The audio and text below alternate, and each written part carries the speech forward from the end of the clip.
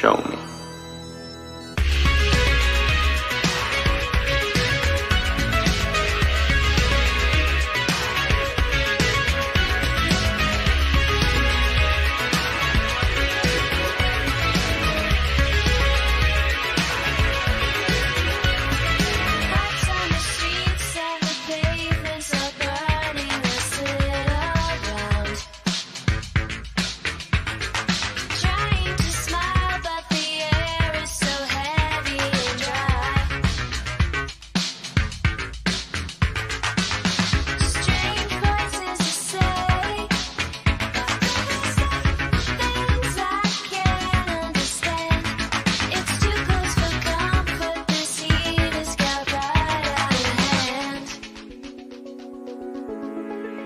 It's a cruel summer.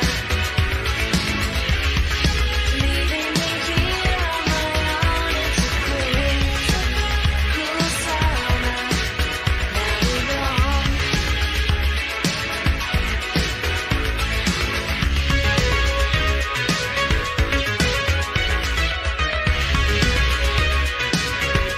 The city is crowded, my friends are away, and I'm on my own.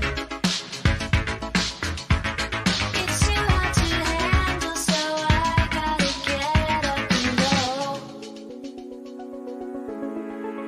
It's a cruel summer. Leaving me here on my own. It's a cruel summer. Now you're gone. You're not the only one. It's a cruel summer. Leaving me here on my own. It's a cruel summer. Now you're gone.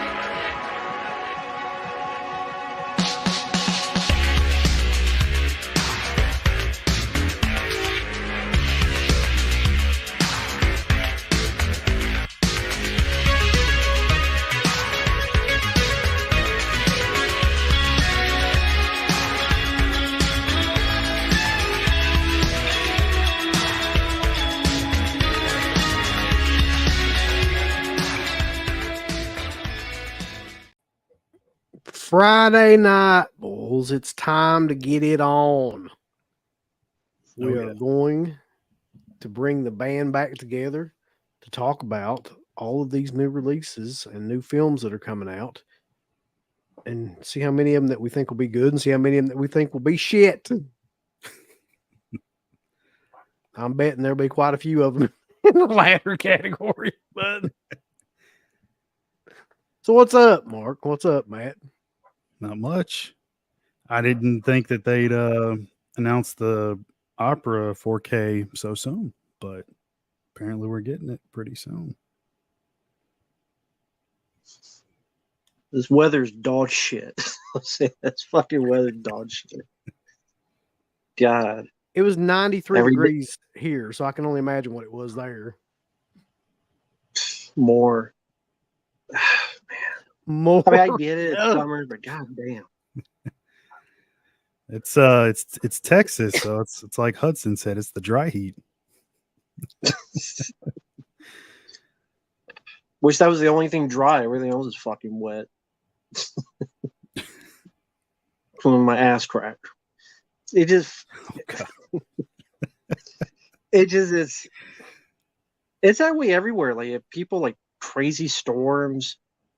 People just out of the blue get these insane storms that they haven't seen before, or not in a long time. Seems to just don't get worse before it gets better. So, for everyone out there, just be careful and be prepared, man. That's all I gotta say. It's really weird. Old Satan though, Claus is out there.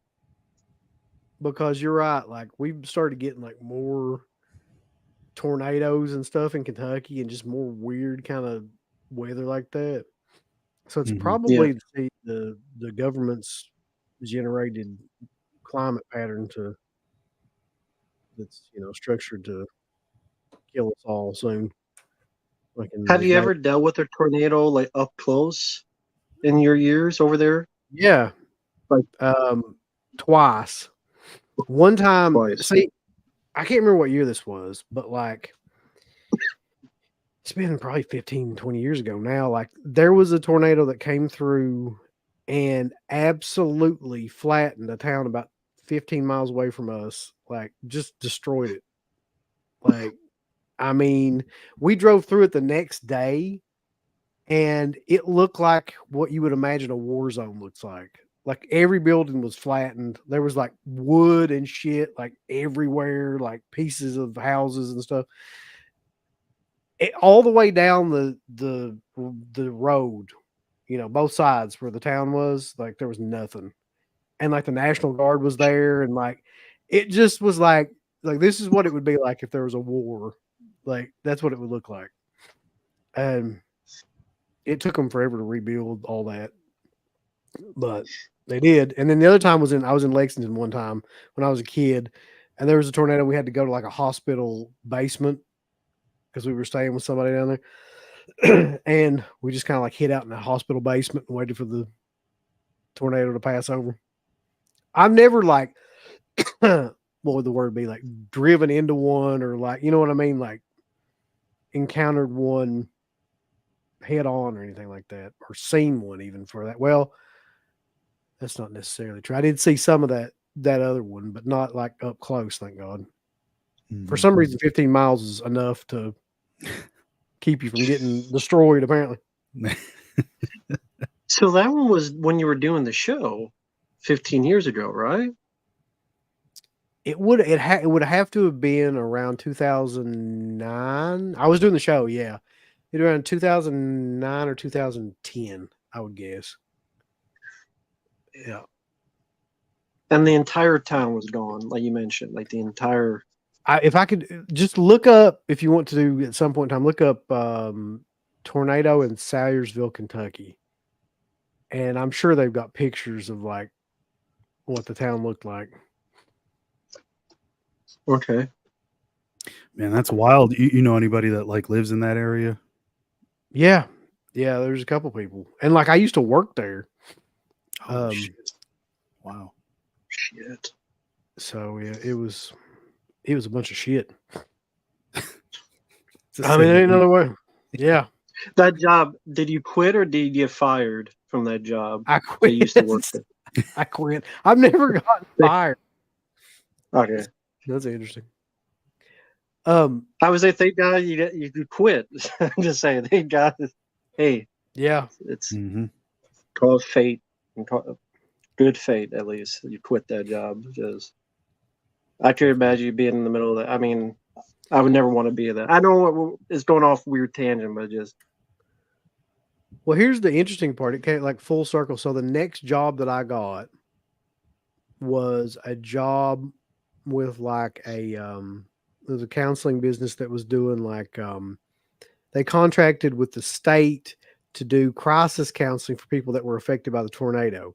So I would drive around and find people that had gone through the tornado and ask them basically if they needed like services or anything like that from FEMA. And if they needed anything from FEMA, then I would connect that. And then if not, if they needed like actual counseling, like based on, you know, what happened. That's what I did for about, I don't know, 3 or 4 months after that happened. There's a weird kind of twist on that. Well, that's But good anyway. though. You were able to help some people there, so that's very commendable. That's very good. Able to help at least some way. Yeah, a lot of them were really like cool about it. It's weird because once you mention FEMA, some people are like, yeah, and then some people are like, fuck the government. That was the I swear to God, it was like they had something against FEMA. And I don't know what exactly it was.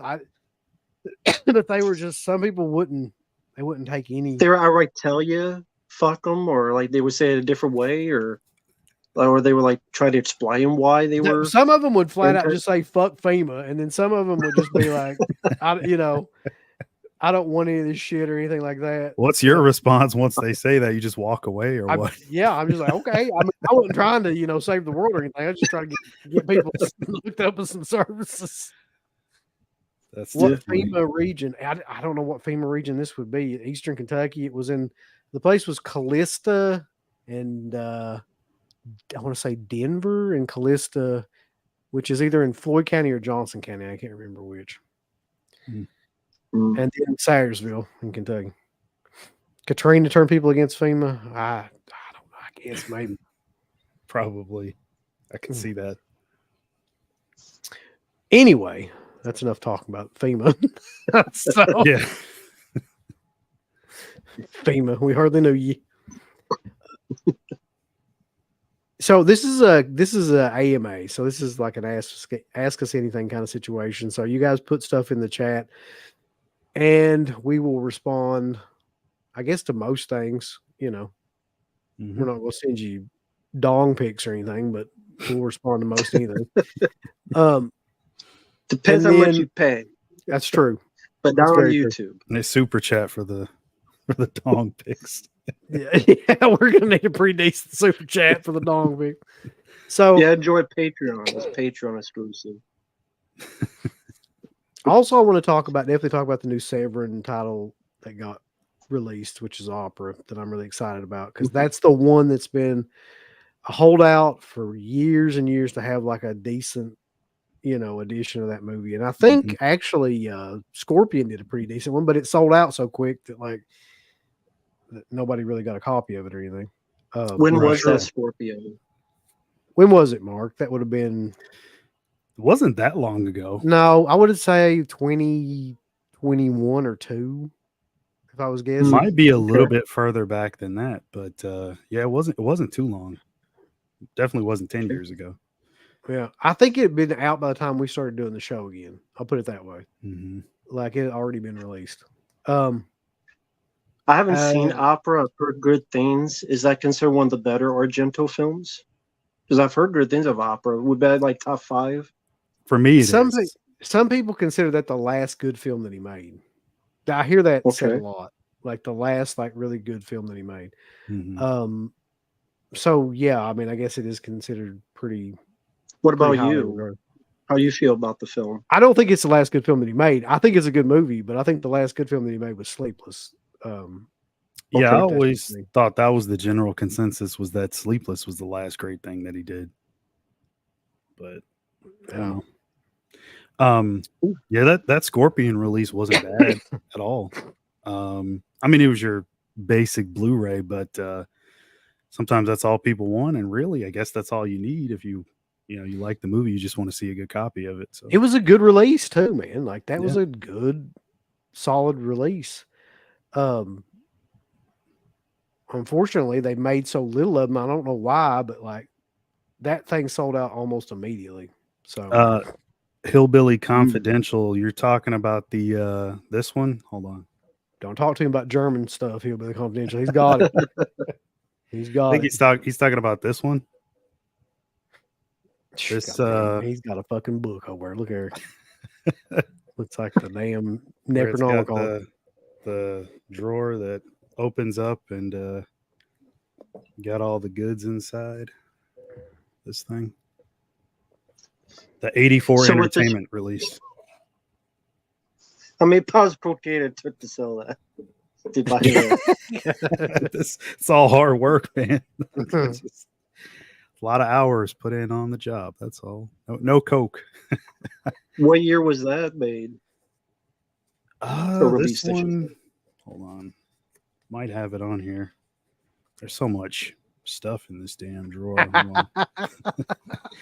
People still, I can't believe people are still bringing up Dracula 3D. I will say this until I cannot say it anymore. It's not that bad. It is not. It's not a good film. It's just not that bad. It's got a praying mantis in it. It That's all I'll does. say.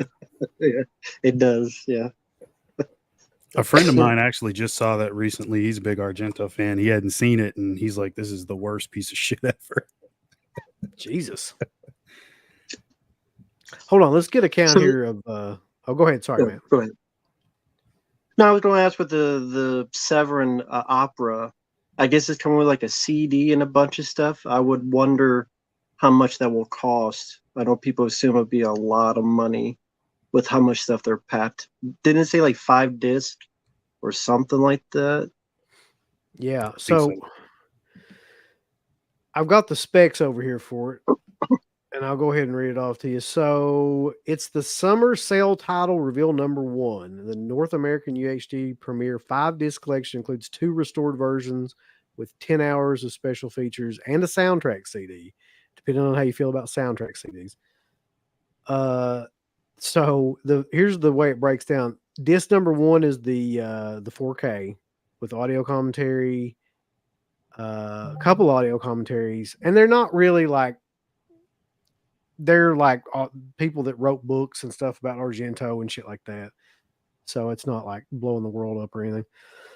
The first audio commentary though was with the actress, to the actress that were in the film. The second disc is the Blu-ray, which is, oh, by the way, the 4K is the director's cut and the US cut as well. So is the Blu-ray. Same audio commentaries, except that has a couple of like featurettes on it. Eyes and Needles, which is the interview with Dario Argento. Our Areas of Death, which is the interview with the screenwriter. The Eyes of Opera, which is the interview with the actress Christina Marsalek, and then a couple other things. Disc 3 is the 185-1 director's cut with the same special features, and then more documentary featurettes. Don't Close Your Eyes interview with film historian Fabrizio Sperdio. The Opera and Mr. Jones interview with Alan Jones, author Profondo Argento. Tear at the Opera Q&A with Argento, Franco Ferrini, and Roberto Bava at Cinema Farnese. And disc 4 is a whole disc of special features on Blu-ray. I'm not even going to read them all because there's 500 of them.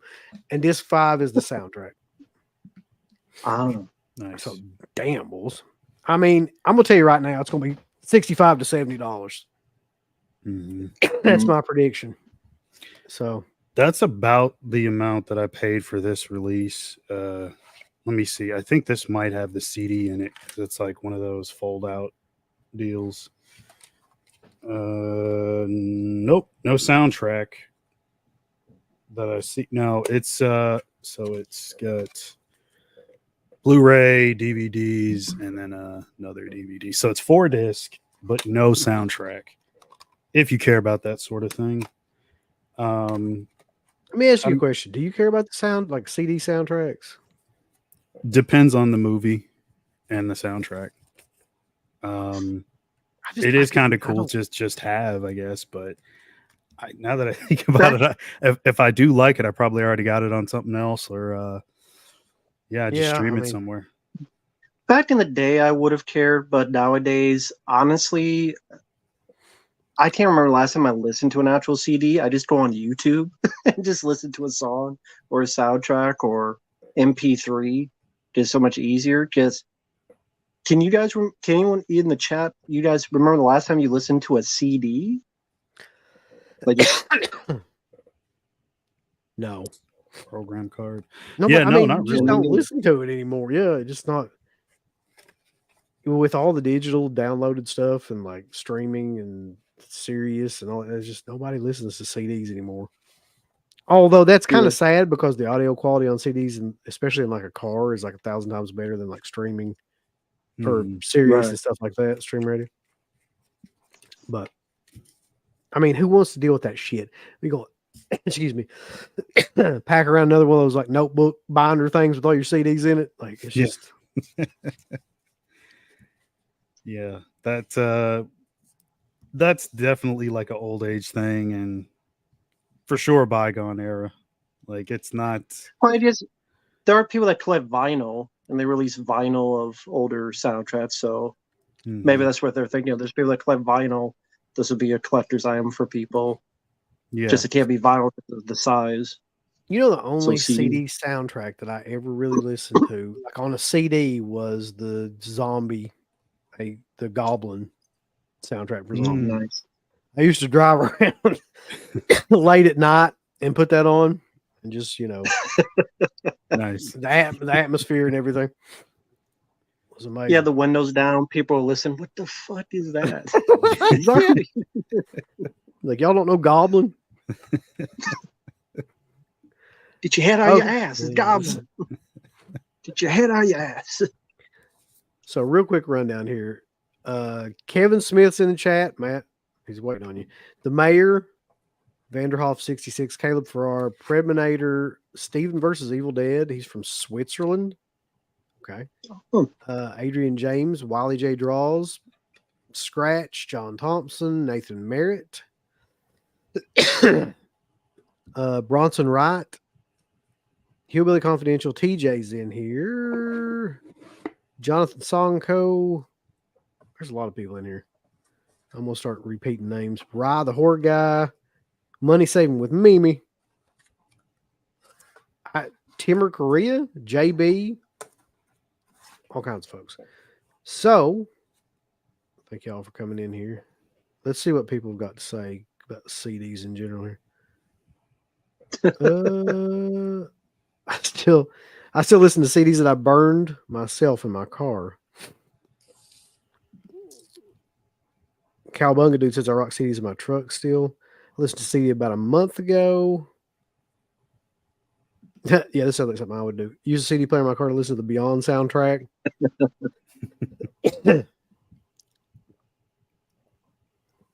Can you name a movie that you can picture without a score or soundtrack that would be creepy?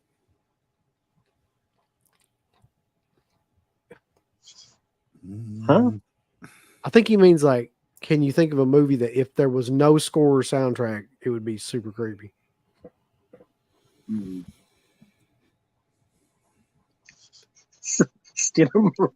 Marink. I knew you were going to say that. I was waiting on it. That movie needed something. It needed a soundtrack, like something, a disco soundtrack to keep you entertained. I mean, really, if you think about it, Texas Chainsaw didn't have a soundtrack. It just had a bunch of fucking noises and shit. Like, That's true, yeah. And it worked. Yeah, I'd probably go with that. That's a good one. Yeah, Steven, I was going to say that too, the Blair Witch Project, when I first saw that on VHS tape. And that really didn't have much of any music score, so I would have picked that as well. But yeah, Texas Chainsaw Massacre, that's a good choice. Texas Chainsaw Massacre. Oh, here we go. What are your thoughts on Lake Placid? God, I haven't seen Lake Placid in forever. I'm laughing because I know John that asked the same question like 3 streams ago. Dude really wants to know what we think about Lake Placid, and you too, Matt. Come on. Bill Pullman joy, man. I like that movie. I don't know. People shit on it like for some reason, but like I enjoy that movie. It's goofy. Yeah. I remember having its moments. Is that Oliver Platt's the other guy, right? Yeah. Yep. Yeah. Oliver Platt was fun. a weird movie star, if you think about it. Like, he was in a bunch of stuff in the 90s. Yeah. Just very odd that guy became a movie star. Yeah, I always remember him from Flatliners. That was like the main thing I always saw him in. Yeah, he was in the Three Musketeers and Charlie Sheen. He's also in Ready to Rumble, where he becomes the WCW World Heavyweight Champion. That's right. Yeah. Standing next to the actual WCW champion, David Arquette. That's right. Let's not remember that. That's good times. Did you guys grab any of the Shaw Scope boxes? I love them. I've got one right behind me. You can't see it from my chair, but it's the second one because they had it on sale for like $60 not too long ago, and I got that. I need to get the first one. The third one just came out, but that was the one. Oh, go ahead. Sorry. I was saying, how much are they usually? 120. Oh, okay. It was like half off. But I mean, that's retail. I would say they probably go for anywhere between 80 to $90, something like that. If I guessed. But that's the one that's got the 36 chambers and thing, and those, which are actually great movies with Gordon Liu. Not Shaw. not Shawstroke, but since you mentioned Severin previously, I've showed this on my channel, but I get their Game of Clones Bruce Protection set from Severin Oh, yeah. Films, which is a pretty good deal because you get a documentary, and because I ordered from the site about 14 movies, and they're kind of done. I'll just show one like this. Yeah. So it's like 2 movies per disc. So I'm a sucker for these. They're trashy fun, but I mean, you can't go wrong. Anytime someone has poses like that, you're gonna have some good times. Like So 15 discs are on that or something. They're like 15 or 16. it's 7 discs because they put 2 movies per disc. Oh, okay. Mm. Except the So 50 documentaries on a movies, separate okay. disc. So, and then there's a bonus disc. So it's about actually 8 discs. So it's about 14, 15 movies, and plus like a booklet. So pretty good deal for 7 films. I mean, someone's mentioned, is this 7 films a year? So far, because I haven't bought a lot of their stuff, but this is one I'm that gonna tell you right flicked now, on my Matt. life. I'm gonna tell you right now that one of the next titles they're gonna announce is Stage Fright on 4K. And after they do Okay. that, I think it's about time to call it if that happens and just say that they whipped the dog shit out of Vinegar Syndrome, like, because it ain't going to get Mhm. any better for Vinegar Syndrome in the next 5 months. Yeah. What were there clues of stage fright, or did they say something? Or I just keep hearing that like over and over again from different people, and that seems to be the one that they're predicting will be the next one, next big Okay. title that gets released by them. I can't wait. I hope it happens. I mean, Opera was one I've been waiting for forever. I know Wes has been waiting for it forever too. Mhm. It's an interesting question. What's a horror film you'd like to see action figures released for that hasn't had any previously?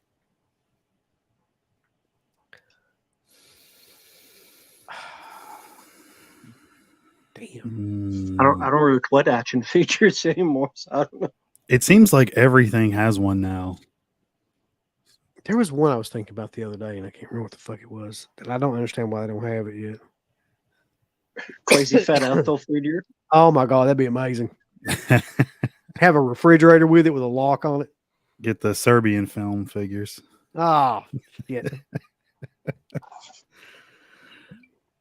Oh, well, they released.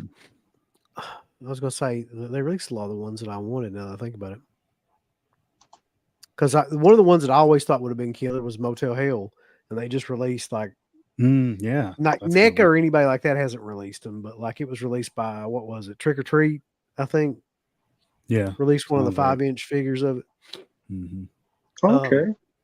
You know what would be killer though if they had a Monster Squad, like the whole set of monsters from the Yeah. Monster Squad. Yeah. I don't know what they probably can't do that because rights issues and whatnot, but Mhm.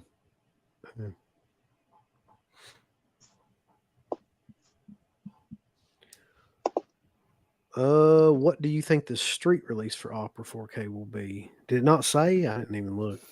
I don't think it says on the website. When I went on there, I didn't even see like a pre-order option or anything, so I'm not really sure. That's a good question. I don't know. I'll tell you this much right now, though. I bet that the street release of this beats the street release of Trick or Treat. I bet it's before that. Listen.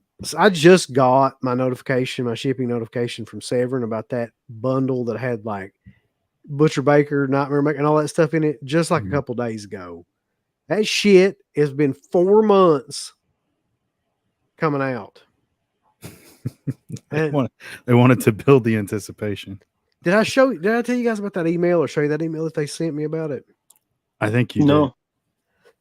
Okay, I don't Where remember.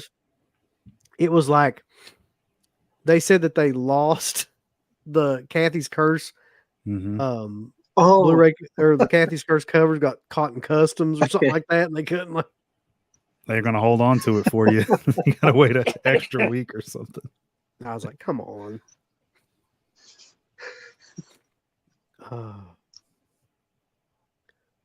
So Ronnie says Opera's dropping on the Severin sale in July. Okay. That's fine. I was going to say, I wonder if it's too early to say 4th of July or that stuff for like a big holiday date. I don't know. That's a good question. Is Severin dropping announcements every day until the sale? They said this is day one, right? No, Yeah, summer let sale me see. title reveal number 1. Okay. Oh, So okay. they're not doing days. They're just Yeah, doing like they'd reveal run title. out of stuff. There's no way they'd Yeah. have that much stuff.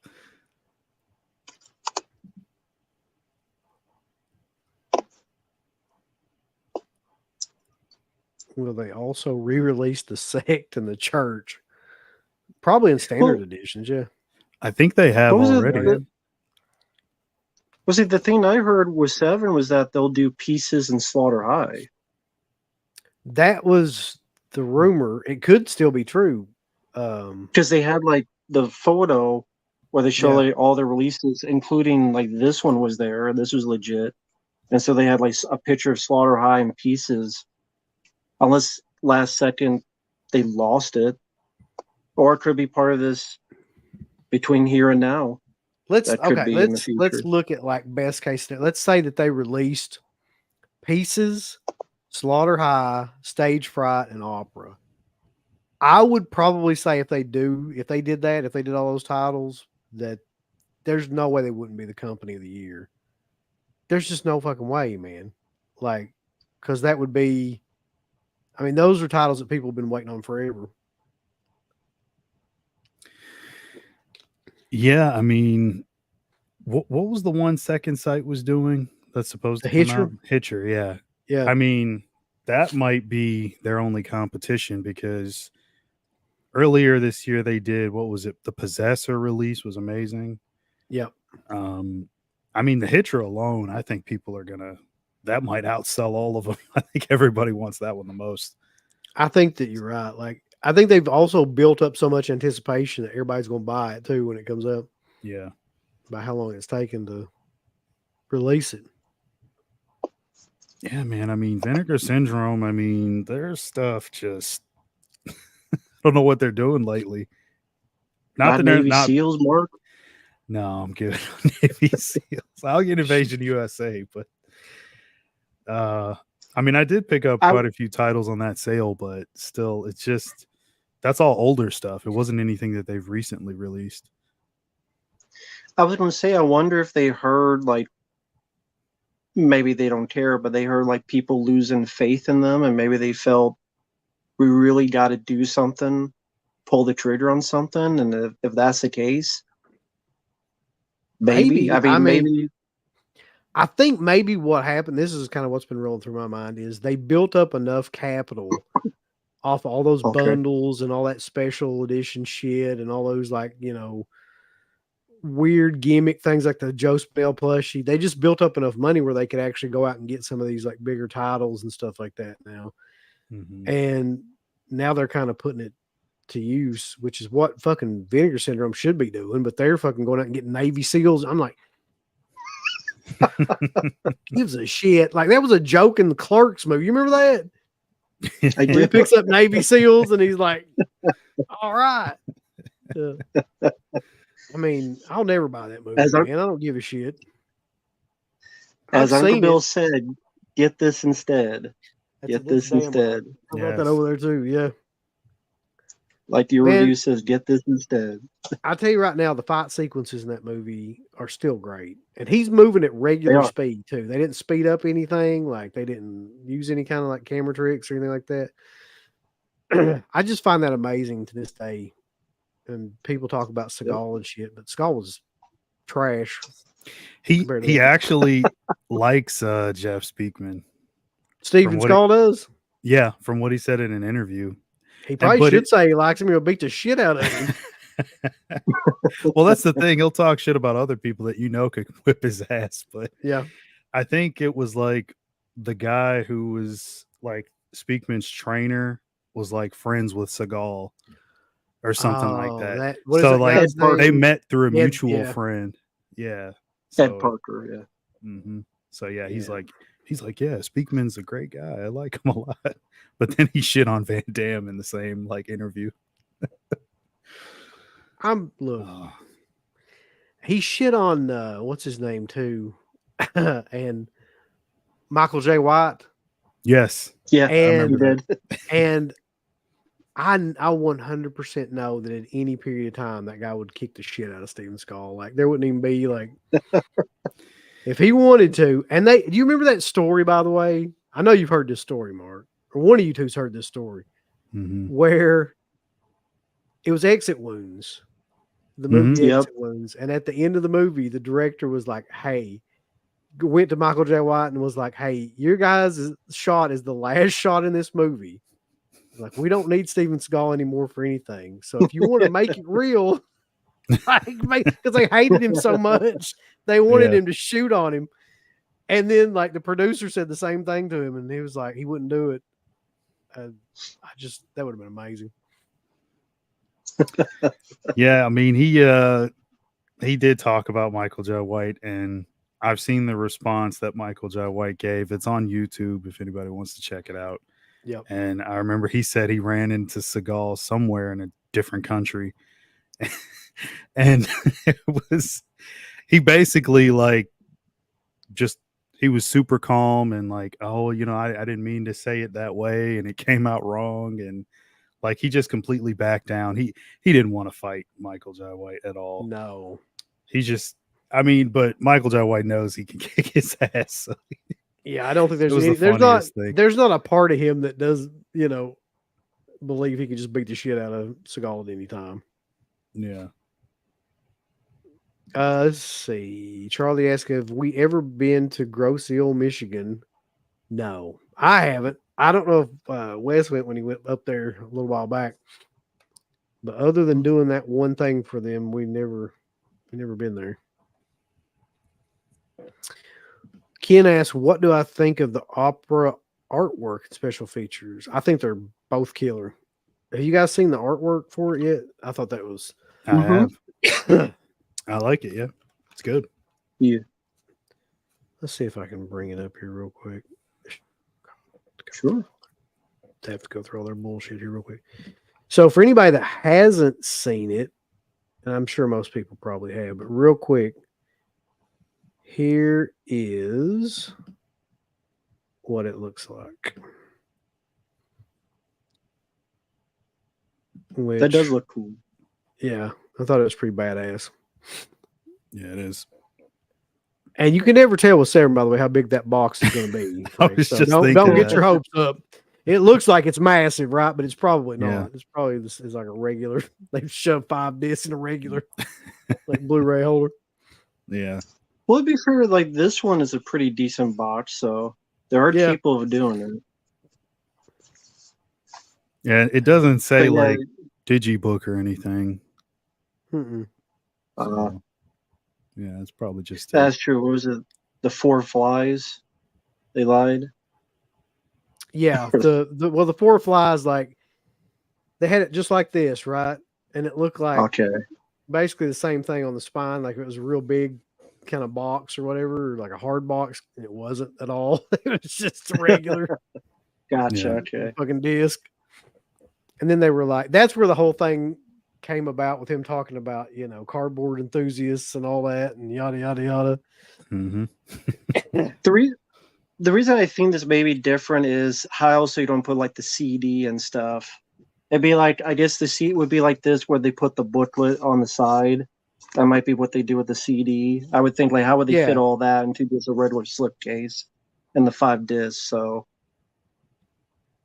Yeah, I think like so. even Mark, the one you had that's 4 discs. That's more of a box, right? Not a slipcover. Yeah, So- it's a like a digi thing. It folds out. So Yeah. and then it's got a sleeve that goes over that. So What I imagine it'll look like is probably like those releases of like Phenomena and stuff like that, and Mm. like the big box editions. yeah, like the hard case on the outside. Yeah. But I could be wrong. I mean, like I said, you can never really trust Severin. Yeah. All right. So let's see here. I know you've had to answer this question 500 times, Ram, but there's no way you haven't. What's your favorite Michael Bay film? That's like asking what's your favorite turd you've ever shit.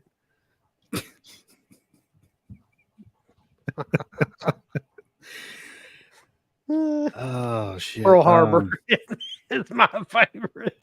Oh god. Pearl Harbor. Bad Boys 2, I really enjoy, and I really enjoy The Rock, Sean Connery. That's a good movie. Yeah. I'd probably say the first Bad Boys and The Rock. Yeah. I think those are his best. Army of the Dead. Wait, that wasn't him, was it? That was Zack That was Snyder. Zack No, Snyder. I get It's those two okay, guys mixed Uncle up. Bill. You could say Armageddon. It's okay. Armageddon. Exactly. no. Yeah. If he's seen it, it would be Ambulance, because not only Michael Bay directed it, but Jay Gyllenhaal starred in it, so it'd be the double That's whammy. right. Jay Gyllenhaal starring a Michael Bay film. Yeah. That'd have to be That's a the double whammy whammy for him. right there. Yeah.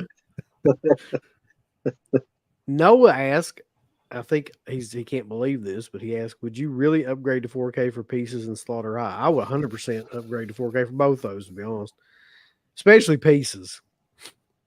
Because Pieces is just, it has a really good look to it. And I think it would benefit from 4K. Yeah. I don't have Slaughter High on anything but DVD, so definitely for that, I would upgrade. I'm thinking about Pieces. I have a couple different editions. I don't know if I need to buy it again, but we'll see. I mean, if they got anything new on it that I really like, maybe Yeah. I'll upgrade. Predator asked, what's a horror movie physical media release that you were really impressed with what the special features had to offer?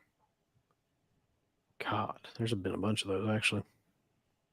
Yeah, that off the top of my head, I would say the From Dusk Till Dawn release, because the making of is like super long, and then you also got the Full Tilt Boogie thing in there, which is a movie in itself, pretty much.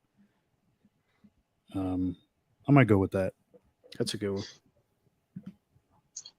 I'll go with the Alien quadrilogy set for both the good and the bad films, just how in depth the documentaries are, and that both have 2 cuts of the film and all that stuff. Even the bad ones, all 4 of them, just Shit. whether you like or dislike each one of those, to treat each of an entry that fully, you kind of wish more box sets would do, because usually maybe the first one gets it, but the sequels don't really get anything. Like, of course, it'll never happen. Like, Nightmare on Elm Street would have been cool to have that happen, but that won't ever happen. But just for even each one to get that respect, whether they deserve it or not, is very commendable. So I would say the Alien quadrilogy set. I would say, and I don't think I've talked about this series much on here, but like I am a pretty big fan of it. Like the Back to the Future box set that they released had some killer special features in it. And a bunch of making of documentaries and special effects documentaries and stuff like that, which that movie was kind of revolutionary for that time period for a couple of those. Yeah. So that would be the one I would pick. Let's see. Did Chuck Norris ever use steroids? I'm betting not. Just by like his blood produced steroids. Chuck don't need steroids. I mean, I was always amazed, man. Like, Way of the Dragon is my favorite Bruce Lee movie. Okay. But I was always amazed at how slow Norris was as compared to Bruce Lee in that movie. And like, I mean, that fight scene was amazing in the Coliseum and everything, but he was just so noticeably like slower than Bruce Lee. So, and he was not jacked at all. So I don't think he's used steroids. That would have been the time period for him to probably like get into it. Mm-hmm. Isn't it funny though? You bring up Bruce Lee, how now so many people just shit on him, saying, "Oh, he would never win a fight" and all this stuff. Like I almost get the Tarantino Stupid and the man. like. So it'd be like, "Oh, Bruce Lee's a pussy." Like especially like the MMA guys and stuff. Like now they just bring it up more and more. I'm like, well, yeah, you could beat him. He's dead. Here's the thing He's though dead about that now. shit. Nobody knew MMA back then, so that wouldn't have done anything. Mhm. You wouldn't like nobody would have been able to defend any of that. The truth of the matter is like there were some legitimate guys that I think could have probably whipped his ass, like Gene LaBelle. Like I don't think there were many Mhm. people tougher than that guy, just because he was like he was MMA before MMA was around, Right. and Yeah. he was notorious for like he was the guy that trained other guys and like stunt people and stuff like that on how to do those kind of moves and chokes and judo and stuff like that. Yeah. He was just not the guy to fuck with. And there was a story about like what happened with him and Bruce Lee that goes around. I don't know how true it is or anything like that, but there's another story too with him and Seagal, wasn't there? Wasn't Gene LaBelle the guy that supposedly choked out Seagal and made him shit his pants? Or Yeah, he something was. like that? Like, yeah, that guy was just not the guy you wanted to mess around with. Yeah, I think what happened really though, he didn't really shit his pants because there were a few people there. They said what happened was Gene LaBelle was visiting and Seagal was like, okay, show me something. So Gene LaBelle hit it snugly, and Seagal was a cheap ass. He tried to hit him in the balls, and so he flipped Seagal on his ass. And then it's the body. Of course, the bodyguards are going to get in before anything comes in. So it's like okay. So Seagal, trying to save face, but he didn't want to admit that he got his ass put on the ground. Because Gene LaBelle just had like a arm or a kick and just was able to do that, get him on the ground, get him on his ass. So I don't think he shit his pants. I think it was just embarrassment. But I hope I'd I hope buy he shit his Seagal doing pants. that. He would try to go through your balls. Yeah, I could 100% see Seagal doing that. Yeah. He would do. Yeah. Okay, what do you think of Kino releasing former Scream Factory titles Frogs, Food of the Gods, Squirm, and Empire of the Ants? I never gave a shit about those type of movies. Like, I just don't. Those animal attacks, kind of 70s movies, I just do not. I don't get into them. So I don't care. Same. I'm not really into those, but that's Kino. I mean, they always come in when you need because I'm sure there are people that are fans of those, but they do a good job with everything. So I mean, it's cool that stuff does get a release. It's not just lost in the wind. And I know that they're not really like all about profit. Like they do quality stuff for the most part. They're probably one of the more underrated labels out there. I don't think Definitely. they could ever get enough love. Kino's amazing. Let's put this into perspective for a second, though, okay? So they'll do Frogs, Food of the Gods, and Empire of the Ants, right? But they won't fucking do Sleepaway Camp 2 and 3. That's just amazing. Well, I mean, doesn't like I don't know if Felcher said this. Somebody has like a stranglehold on those, right? Like still, like rights wise, to release them next. It would have to be that guy what's his name? Michael Simpson. Yeah. Hmm. He's not he's holding out for like the best deal or something. Wants I a lot don't of money. know. Yeah. I don't know what the deal is. I could watch Frogs, but it's got Sam Elliott, so I'm a Sam Elliott fan. Even Okay. fighting frogs, I'll fight. I'll see Sam Elliott Sam fight Elliott frogs. fight frogs. Let's see. I didn't see this. Did you guys see the titles that Sandpiper are releasing? Mm-mm. I did not see that. I'll be honest, I haven't heard of. I don't know what Sandpiper is. Is that did it just do Sandpiper? Keep wanting to say Sandpaper. Sandpiper? Sandpiper, yeah. Could be Sandpaper. That'd be a good distribution company. Sandpaper releasing. This is a good question. I think I know the answer to it for me.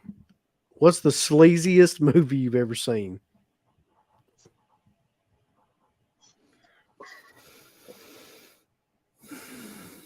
Serbian film. I fucking Mm, hated it. I'll never watch it.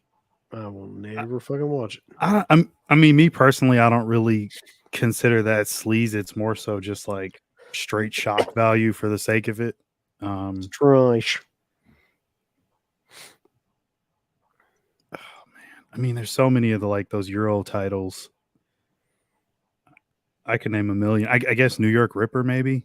That's I swear to God, that's the one I was thinking of. That's the first one that came into my mind. And the second one was Devil's Honey.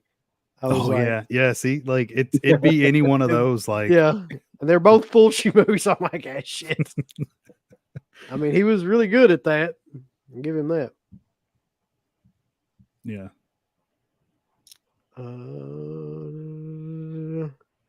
I haven't seen this movie in forever. What do you guys think of Phantom of the Paradise? I just watched it last night. The music was great. It's been a long time. God, I can barely remember. Definitely that. unique. Yeah, I do remember that about it. There's not too many movies like that one for sure. Yeah. Yeah, I'd have to see it again. It's been a long time. Here's what I remember about it. Oh, go ahead, Yeah. man. No, so did this star the guy from Bud the Chud? Yes. I think that's the Garrett one. Graham. Garrett Graham. Garrett Graham. Yeah. And there's something about him. He gets ripped off by a music company or something like that. Yeah. And then he turns into basically like the Phantom of the Opera to get like his songs played, like something like that. Does he sell his soul or something? There's some weird shit in that, like that. Yeah. Yeah. I mean, I remember I've kind of only liking seen it once. Yeah. So. I remember kind of liking it. I just don't remember it enough to form an opinion, really. Same here. Oh, Charlie's got a question just for Mark. What's Stuntman's favorite overseas special limited edition release? Oh man, you got to pick just one. Gun to your head. That's really difficult. There's so many.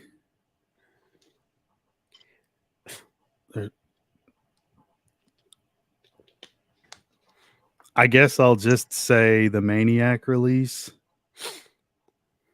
I think I've been asked this question before. That's usually the one I go to because like there's so many really cool ones.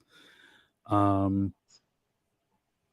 love the Shocker one and like a bunch of the other ones that I have, the Night of the Living Dead one. But I mean,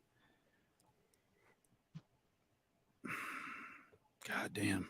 I mean, I swear there's so many. There's one for From Dusk Till Dawn. I mean, all with like really cool different like some have moving parts even.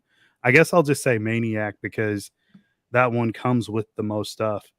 Any busts or anything like that comes with stuff that moves or like makes noise is really cool. But I guess I'll say Maniac. That one has the vinyl for the soundtrack for the first movie and the remake. It also comes with the 4Ks for both movies. It's a 12 disc set. No Jesus. bullshit. The box is like Jesus. I could stack like 5 like dictionaries. It's a huge box that it comes in. You also get, I think there's CD soundtracks in there as well. 4K, DVD, Blu-ray, extra features. I mentioned the vinyls. There's a bust of the chick being scalped. It's really big and it's bloody and it's like on a white foundation. One of these days I need to show it, like, or just even do a video on it. It also comes with like a t-shirt as well, which is pretty unique that I haven't seen anywhere else. It's limited to the set. There's also, I think there's posters in there. Like it's loaded. I think it's called like the Super Ultimate Fan Collection Edition or something like that. Super Ultimate. It's something like that. Super Ultimate Scalp Fan Edition. Like mannequin. It's funny. He mentioned the overseas limited. I don't get a whole lot of those, but just the other day, this came in. It was a belated birthday present I got for myself. It was Detox. Oh yeah, the I've German got media that. book. That's also called something else, man. What is it called? I See You. I See You. Yeah, Mhm. I've got that on something. Yeah, this is the German media book. I got this because one number looks cool, but it also has the rare 2-hour cut. Because there's a 90-minute. It was 90 minutes, but on the bonus disc, there's a 2-hour version. So, yeah, I rarely get these, but I actually like the film. Yeah, Yeah, I it's mean, pretty good.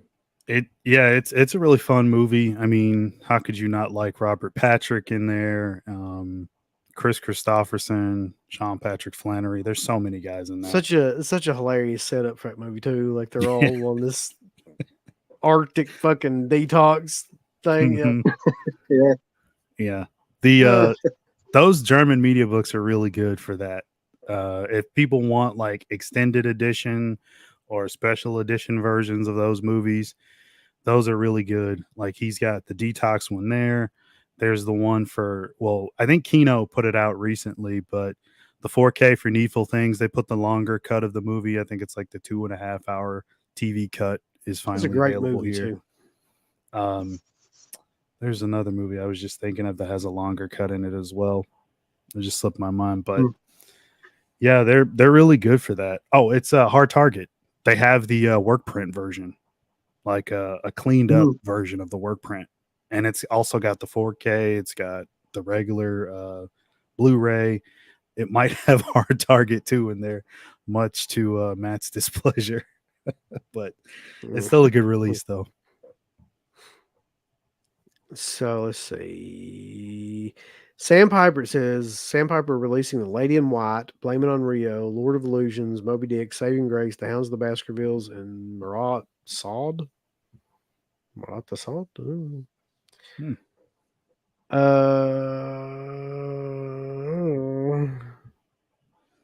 I know Lady in White's out already, and I think I saw Lord of Illusions recently put out by Umbrella. The I other hope ones, so, because Scream Factory put it out before, didn't they? And that's been out of print. yeah, that's right. I forgot about that. Shit. Yeah, they did put it out.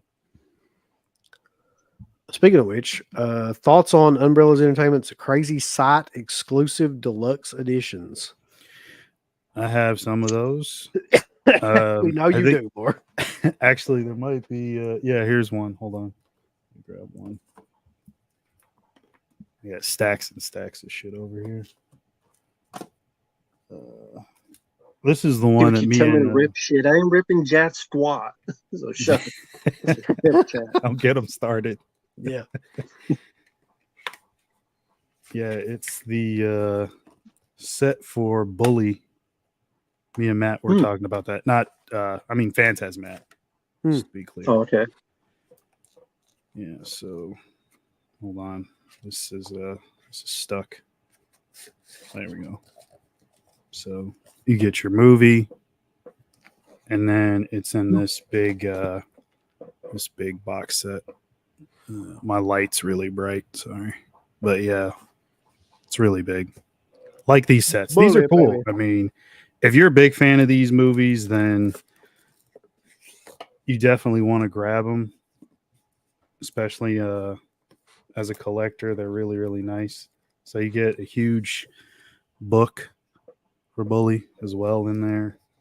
Obviously, your movie, art cards. So I like them. I think they're a little overpriced. I'll say that. Let's check. Hold on. Just out of curiosity. Now, Umbrella is the one in Australia, isn't it?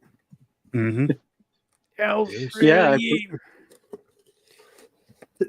I'll be guilty as charged. I pre-ordered the Super Mario Brothers one. Me too. I need my Baba hostage. Me too. Did you get Good Night, Mommy? They got that saw one that on on there. there. Good night, No, Mommy. but I'll be waiting until that. September to get. It's like there was a limited edition that was up, and I bought it with coffee, and I think it was Monkey Shines, and it didn't say it was limited, whatever the third movie was.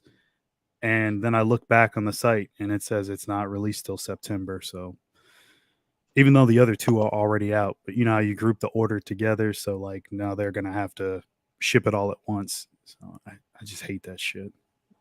Me too. And shipping's expensive, apparently, at least for them.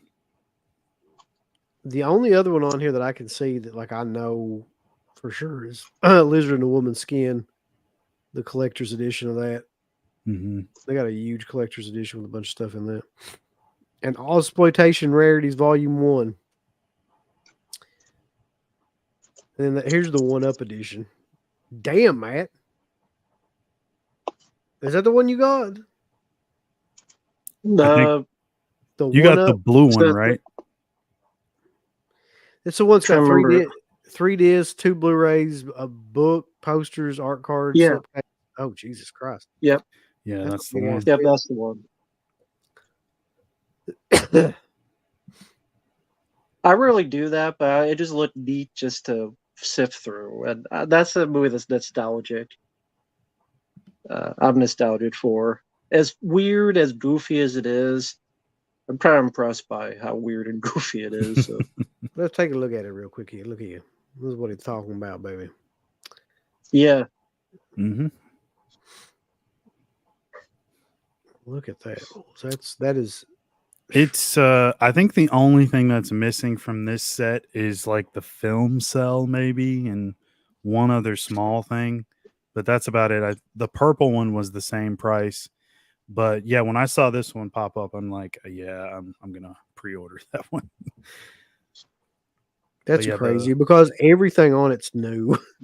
Yeah. You look Yeah. at like it's all like Mm-hmm. new, like audio commentary, new transfer, new deleted scenes, everything.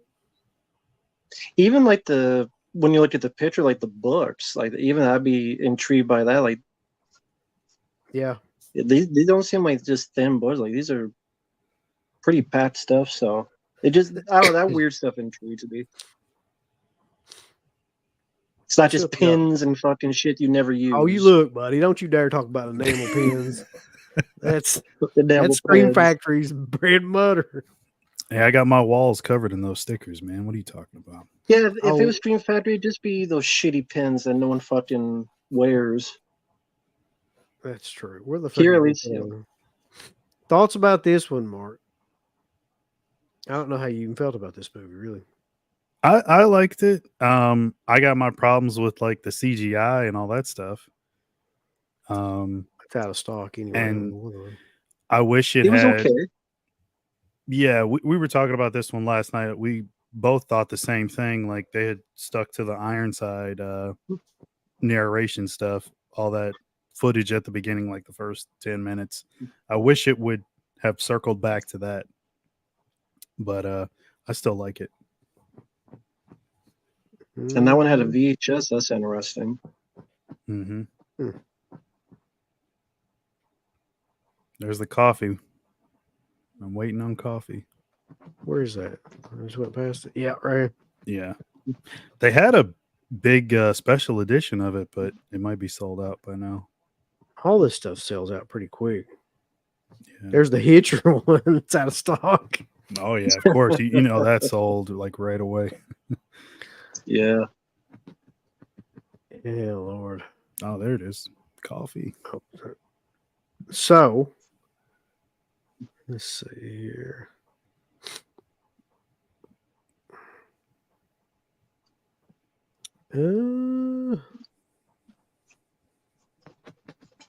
What are you doing back here? You driving me nuts. Digging into the fucking chair.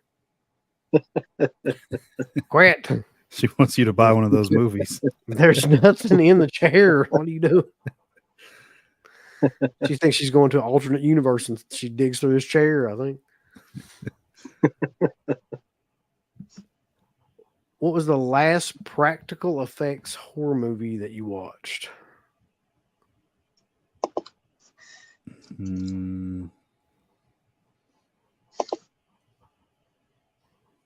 trying to think of the last horror movie that I watched. Well, I mean, mean- it's goofy practical, but Fraud Man. Frog. I need to see that movie, honestly. Fraud Man. I already know I'm gonna catch shit for this. I already know, so I'm just going. I go ahead and in advance get ready to catch shit for this. But Oh, I watched 2 films back to back. I don't know if you guys have seen. I know you've seen one of them. I don't know if you've seen both of them. And I like both of them to lesser, greater, degree. But I watched the first Sure. Omen and thought like, whatever, it's all right for what it is. Okay. The one that I really liked that I watched after that was Abigail. Now listen, Okay. I know for a fact that Mark ain't gonna like that fucking movie. I just know because I know how Mark is. We I talked also about know- last night. Neither of Yeah, us we did. liked it. I knew it. I fucking knew it before I even said it. Because it's like Yeah. That's Megan. fine. There's like a child. Who's going to give you shit for it? Both of y'all assholes, because you gave me shit for Megan. I know you're gonna give me shit for that, but I like that fucking movie. I'll So, at least jam it up say your that ass. if I had to watch either one, gun to my head, I'll probably watch Abigail again just because of Dan Stevens. I'm a big fan of his, and Yeah. pretty much anything he's in, I'll at least give it a shot. I ain't watching Um, any of them shits. Bad. But I ain't watching no yeah. damn movie, damn some little girl doing ballerina dance shit poses. Listen, I'll tell you when I knew that movie was killer. When fucking Danzig's Blood and Tears came on, I was like, "That's it. This movie's fucking." Killer. It's like put anything Danzig 1 to 2, well, 1 to 3 even in a movie, like I'm gonna immediately like it. It's just how I am. That's cool. I don't know. I can't stand that lead girl, man, from Stream 5 and 6. I don't think she can act.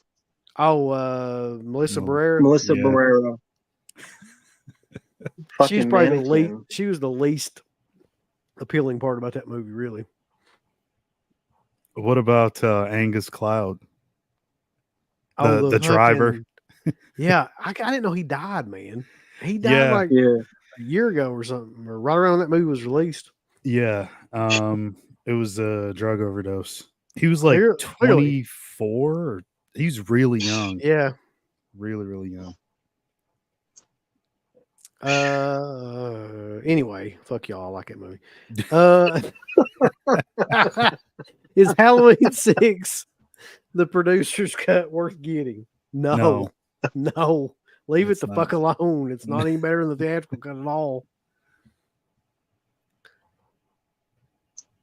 Thoughts? I agree, but I'm surprised because there's a lot of people that put that over. I mean, I agree with you guys, but there's a lot of people that just praise Halloween producers cut, 6 producers cut as like another level. I don't get that either. Like I never understood that. Back when me and CK first watched it 10 years ago or whatever it was, like we were both like, what the fuck are people talking about? Like it's not anywhere like near better than the theatrical version. But people do that a lot of times with like alternate cuts of movies. I've noticed that. Like I feel like they're just acting like it's better. Like a lot of times it's not. Can you think of other films that did that you remember that alter cuts? Let's see.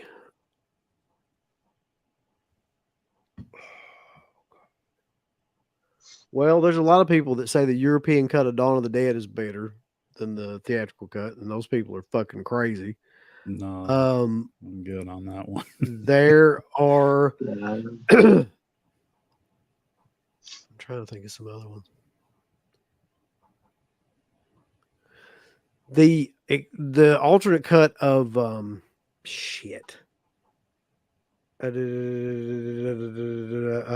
Godfather 3, the death of Michael Corleone Oh, is supposed. It's not really that much better than the fucking, and they're both pretty bad. Also, but people say that movie's like great. That cut of that movie is great. Oh God, what was the other one I was just thinking of too? I can't think of it, but most of the time, theatrical cuts are better than whatever. Mm-hmm.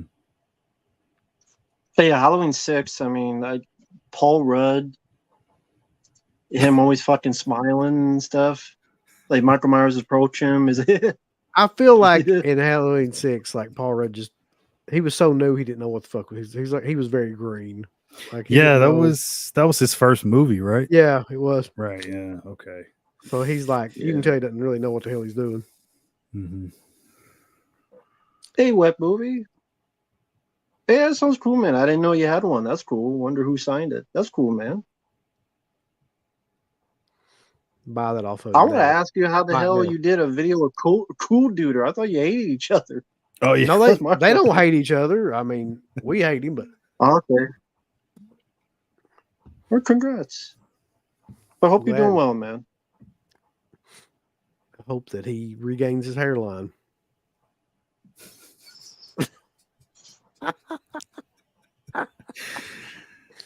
Ah! Fuck that guy. Seriously. Kino's still releasing Ilsa films, I think is what he meant to say, and Dust Devil on 4K this year. As far as I know, the Ilsa films definitely. I hadn't heard about Dust Devil. I'm curious. I saw this somewhere? Do they actually have a sale going on right now, Kino? They Do always do. I saw it somewhere. Let me check real quick. I hadn't heard that, but it's definitely possible. Let me see. I did actually order this Riverman. I ordered that immediately when it came out. I'd forgotten about that, but I've got so many pre-orders out right now for shit that like I can't keep track of it. Me too. But that one is one where I hated that movie the first time I watched it, and then went back and watched it like what about a year ago or something like that, and I was like, I mean, I don't know, it's not great or anything in my opinion, but it's a hell of a lot better than I thought it was the first time I watched it. Would you say you like the story more or the way it was made, or I think I'm just old enough to appreciate now like what he was going for with that movie. And I didn't really understand it back then. I was just looking at it from a technical perspective, which it looks like shit. It was filmed in Canada. It's one of those ones that just looks like dog ass. Like whenever you watch one of those Lionsgate Saw movies, that's kind of what it looks like. It's got the faded out, kind of washed out colors and stuff. Shit like that just drives me crazy. Mm-hmm. Oh, okay. Mayor says it's Barnes and Noble. They're having the Kino sale. Cool. Oh yeah. Thoughts on Left Scared Jessica to death.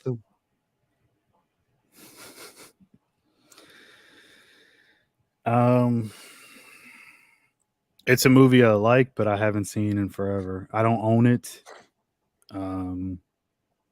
But I do remember liking it when I did see it. I don't remember it at all. No, I've seen it. haven't seen it? Let's see. Some of the shit he says in here.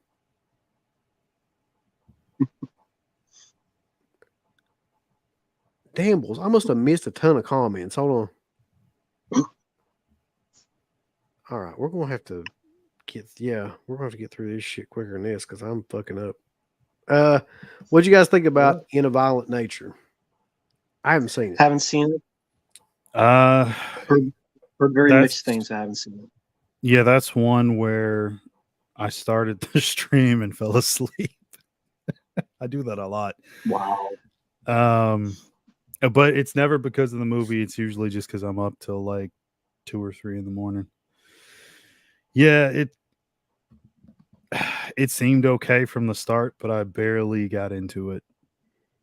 So I can't really give a good opinion on that. It's got to be better than Sasquatch Sunset because that was the worst film I've seen recently.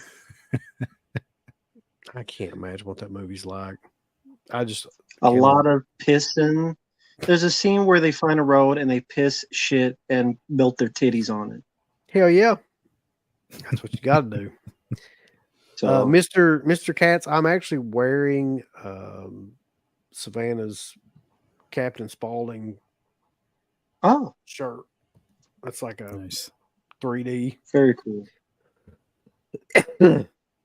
Very, What's your very favorite chick flick? I can't wait to hear this. You two assholes, go ahead. Um, Always chick talking flick. about them. I I thought of one. And I'd consider this a chick flick because if you look it up, it's going to be under romance. Woody Allen's Match Point. You guys ever seen that? Nope. Can't say No. that I have. That's thought- No. that's a film where, I mean, he's not known for doing like movies with a lot of violence or anything, but it is a romance movie. But that there's certain scenes in it, and I don't want to spoil it, where people die, and the way they get killed, you're just like, oh, what the fuck? Like, it's a really, really good movie. I think it's Jonathan Rhys Meyers. Scarlett Johansson is the lead. I think Matthew Good is in it as well. It's a chick flick where a lot of people die in it. No, not a Okay. lot. I'm saying when the deaths that do happen, it's like maybe Okay. 2 deaths, 2 to 3, Okay. but you don't see them coming. It's very unexpected. It's a fucking great movie. It's shot incredibly well. It's my favorite movie of his, and I'm not even like a big fan of his. I've seen quite a few of his stuff, but yeah, I would say it's highly recommended. You won't believe it when you watch it, but it's a romance movie, so I call it a chick flick. Hell yeah. I guess that's hard because I don't really seek out those type of films. For sake of thinking about two on, I'll say Ghost. Patrick Swayze Ghost. It's a good one. Mm-hmm. I like that one a lot. Fuck, I don't even know. You could say Pretty Woman. That's fine. Pretty Woman. I love actually, Clay. I actually don't like that movie because I fucking hate Richard Gere as well. You can add that one to the list too. What the fuck, man? Fuck Richard Gere. You know he ain't worth a damn. God. You name me one good Richard Gere movie right now. Go. Mothman Prophecies. Fuck. Yeah, I was gonna say that or Son of a bitch got me. Primal Fear, but all right. it's always Edward Norton that everybody likes that movie for more than Richard Gere. That's true. So. All right. I'm gonna leave Richard Gere alone for right now. Preminator says, I like Cool Duder. I never got the hate for him. Well, you've never been through the shit that we've been through with him and his dumbass family. Let's see. Ride the Horse guy then goes on and say, Bill, didn't Cool Duder like tell his dad on you guys or some shit back in the day? Yeah, I remember that. Yeah, that's exactly what happened, actually. One of these days, there will be a shoot interview that details all that stuff that happened. I don't know when that'll be, when the statute of limitations are over for our fucking lawsuit, whatever that is. But one day. By the way, Wet Movie is in the house and talking about farts, so I can't really get into all that. But we're glad to have him. This is here we go with Matt. How do you guys think of your spending on physical media? Sometimes I look at what I have and think I need to hold back more, and I don't even buy all that much. How do I justify spending? How do I justify spending it? This is a better question for Mark. Go. Well, it's going to turn into more of a question than an answer as to why, Matt, you think that you need to hold back. I mean, you're buying stuff that you want, right? Swear to God, Mark's like a crack So you dealer. don't get He's like, he's like, no, hold back. Like that one guy. Buy more. Was that one guy that got divorced? I think for buy too much stuff. Oh yeah. Who? What Got guy? divorced. There was a YouTuber with a certain sickness. He got divorced, maybe for buying too much. I don't. Do you justify that though? I'm sitting here thinking like, the way I've always looked at it is like, depending on your situation, right? If all your bills are paid, and the people around you are taken care of, who gives a fuck? Like, what are you gonna do? Save a bunch of Yeah. money and shit? What are you gonna do with it? You be dead. It's like, just Mhm. spend it. That's how I guess that is how I justify it. It's like, one of these days, you're gonna be a little skeleton somewhere hanging out in a little casket, 6 feet under. That's true. So while you're alive, might as well just buy whatever you want. Yeah, I mean, I don't think I spend too much, but I'm sure what I do spend and buy is probably a little bit more than the average consumer. Well, life's too short, and you don't know how long you'll be here. It could be another week, hopefully more. Could be another month. Could be another year. So, mhm. of course, Mhm. like Uncle Bill said, get your obligations in order, your family, Right. your friends, your home, all that stuff. But if you have stuff saved up and you're curious about something, again, life is short. You don't know how long you'll be here, so but at least you'll enjoy that day and the day after. And sometimes you got to take it day by day. Like that Yeah, Mario and Brothers said, do I need that? No. But it looks like fun. It'll come in whenever it comes. I'll have a couple days of fun, and that's mhm. another little experience on life itself. And that's what life is. It's a series of hopefully decent, fun experiences. Because one day you'll wake up and it's 10 years later, and you could worry about it, but all you spent time was worrying and you wasted it. That's the Yeah, thing. Like, fuck it. Don't worry too much. Worry enough so you be safe, but don't worry too mhm. much or you're wasting precious time worrying when you could be using that time doing even one or two decent fun things, like doing a stream here or whatever. Get the DVD that you're enjoying. Fuck it. Why not? Yeah, I mean, people are going to spend their money anyway. I mean, everybody spends money on something, and it's usually to have fun, whether you like to That's buy true. Yeah. alcohol or drugs or whatever the fuck it is. Well, think Yep. about it. Someone else is going to take your money when you're dead and they'll spend it on shit. So That's true. Yeah. Yep. if you're not spending it, they'll spend it. Yeah.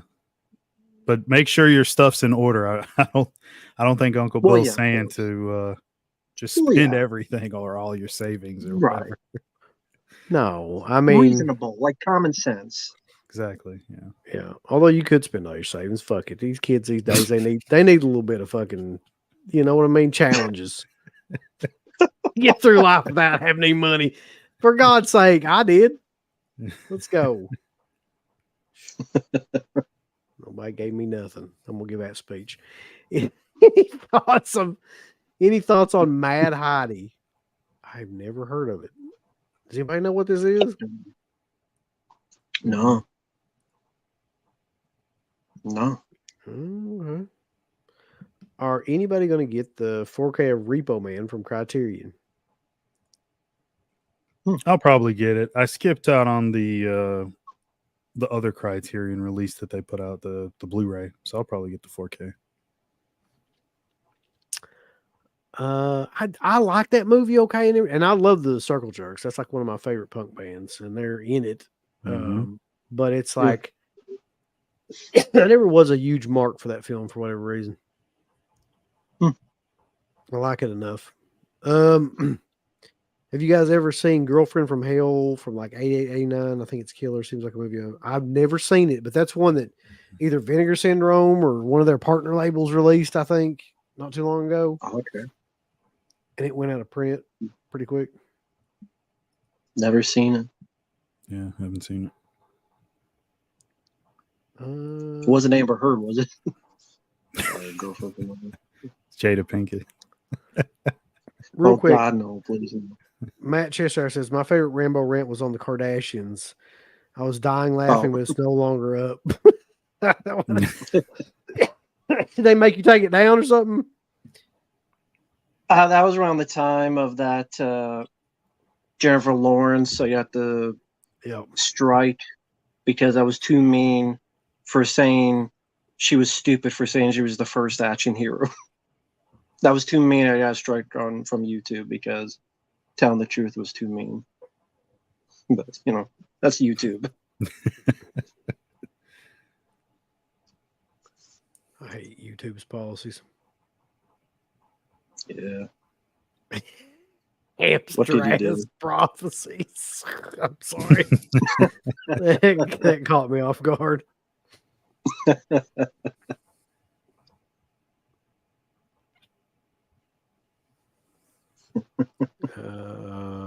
Jerry L says it's an expensive hobby, but sometimes I just have to pass on stuff. Prices are out of control, not to mention running out of room. That's true. Both those Mhm. things. Yeah. Let's see.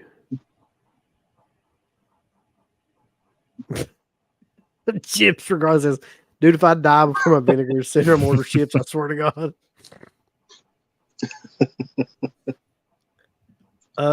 If your old lady comes home with hickeys on her boobs, how many beers do I need to drink before it's okay to drop kick the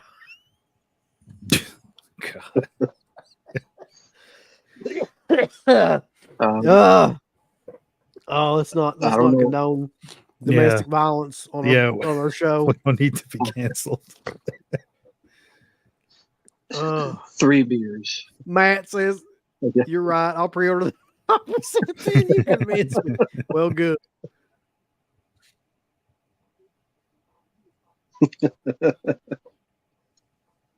Let's see. Life is too short to wait on sleeping to put out the trick or treat 4K. If you're waiting on that, you probably will die before that comes out.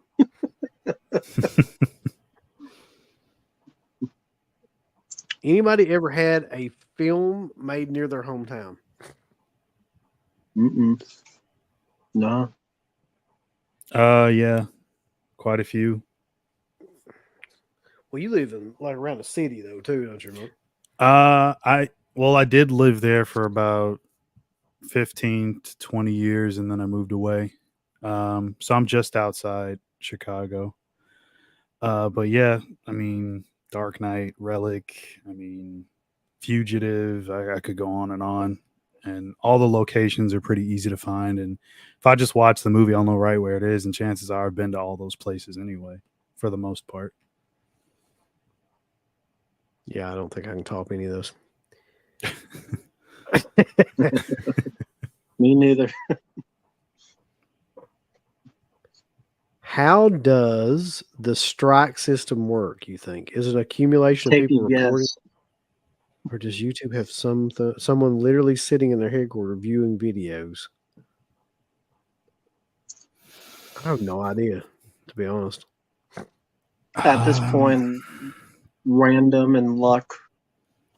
Well, I don't know, because like I know there was the flag thing where you could have people would just, if they just don't like your stuff or they think you suck, they'll just flag your video. Yep. And then that'll give you like some sort of a strike or warning or something. But for it to directly come from like YouTube, I guess it would be some sort of programmed algorithm. There's no way that they're watching every video Yeah, that's ever been uploaded. it'd have to be like a It's not bot or possible. something going through all that stuff. Yeah. Yeah. Mm-hmm. I miss the old days of YouTube. Jesus Christ. Like back when we first started doing YouTube, which was Mhm. back when it first started, really, like 2000. I don't know exactly, but 2000, around 2006, probably 2006, 2007. Yeah. Yeah, there was nobody paid attention to anything. Like you could put whatever you wanted to up there, Mhm. except murders or things like that. But I mean, just about anything else. It was great. I hated the Mhm. limitation of like the time on your videos. But Oh yeah. other than that, like it was great.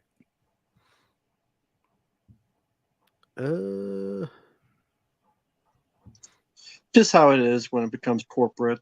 Google bought it. It's like everything when it becomes corporate. Mm-hmm. Like WWE when it became corporate. That and Vince is just a fucking idiot, but that's a whole nother conversation. WWE's actually better now than it ever was in the last 20 years, but that's just because Vince ain't got anything to do with it. Yep, I agree. Let's see. I live near Earl Owensby, and he made all kinds of shit like Rottweiler, aka Dogs of Hell. It's on YouTube. Nice. Brainer954 says I saw them film one scene from Eraser with Schwarzenegger in my hometown. That's killer. Nice. That's a good movie. Cool. Hillbilly says Disney's Child of Glass and Elizabeth Taylor's Rain Tree County was shot in my hometown. Cool. Huh, here we go. The X-Files Fight the Future was filmed where I live right now, Heber City, Utah. Heber or Ah. Heberson. Nice. This is definitely true. My hometown is Dayton, Ohio, so lots of movies directed by Jim Van Bever have been made there. Yeah, I bet.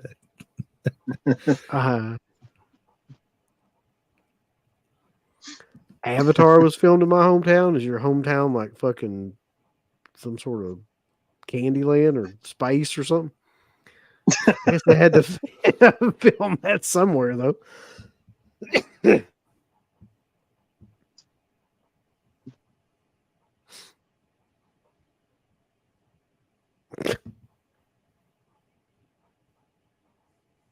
And then we got, let's see, people talking about how they discovered Dead Pit, which was probably through YouTube a lot of times. Creepshow 3 review was my first exposure to Dead Pit back in the early YouTube days. Yep.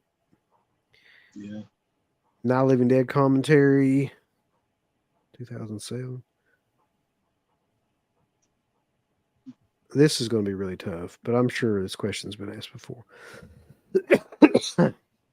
What is your favorite Schwarzenegger movie? Jesus, man. That's really tough. Go with Predator. I was For me. thinking that it's either Predator or the first Terminator.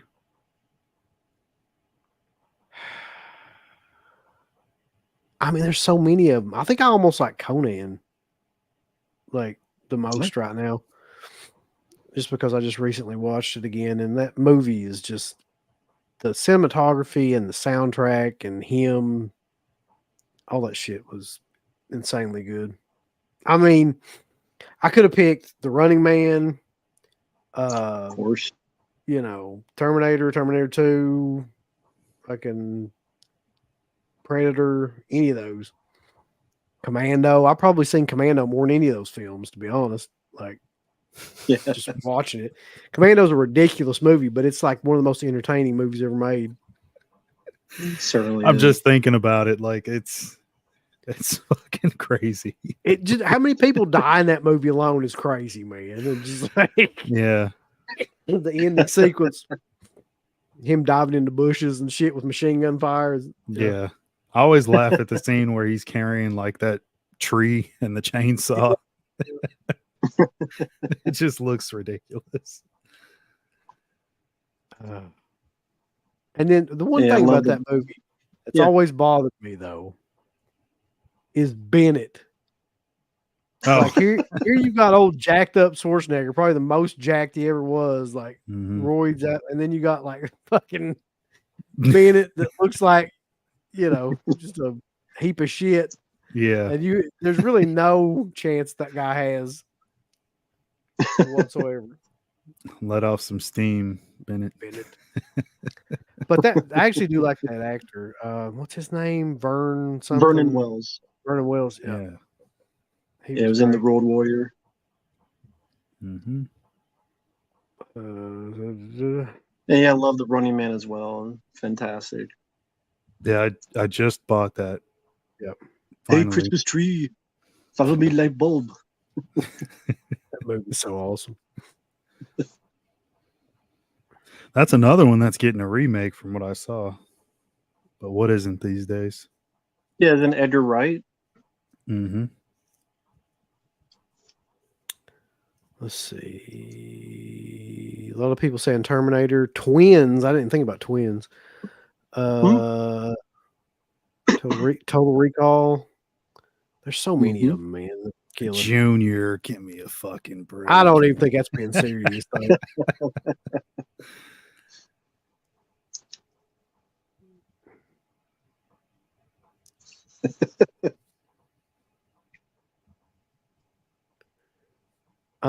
Have you ever visited movie locations? Yeah. So, God, 2000. I don't even remember now. It's been so freaking long ago. 2000, we'll say 15, 16, somewhere around there. Went to Pittsburgh and visited the Evans City Cemetery, place where the Crazies was filmed. The farmhouse location from the Night of the Living Dead.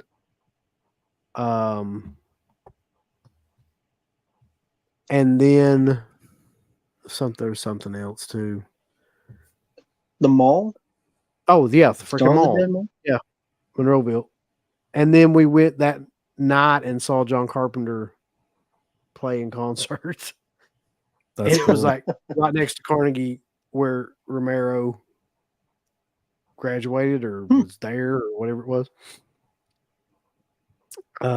That's where they filmed Creep Show as well. Oh, okay. Well, parts of Creep Show were filmed. Like the crate shit was filmed in there. And then where else have I been? Well, I mean, if you consider Waverly Hills to be, there's movies that have been made about that. I've been there a bunch of times. Documentary or two as well. Yeah, you mentioned the place with the Mothman prophecies. Well, I Oh, guess yeah. that's not the movie, that's the legend. But So we stayed in the hotel room of the hotel that's in the film where he Oh. takes the phone call Mm-hmm. and everything. okay. You can stay in that like hotel, and it's old. It's wow. fucking amazing. It's got like the elevators that have the fucking chains that like come together. Yeah, it's killer. Like we stayed there one night, and it totally was worth it. It just, I don't know. But yeah, have been there. And where was that again? The It's in location? Point Pleasant, West Virginia. Mm-hmm. Yeah, West Virginia. Okay. Did you go to the bridge? Oh yeah, yeah. I Okay. mean, we went all over the supposed sites, a lot of that stuff. That's cool. Okay. Did you film any of that? Like whether the mall or the Point Pleasant or any of Oh, film any of that? I don't think I filmed any of it, but I've got pictures out the ass of all that stuff. Oh, okay. Probably Cool. should have filmed some of it. Now I think about it, but no. Mm-hmm.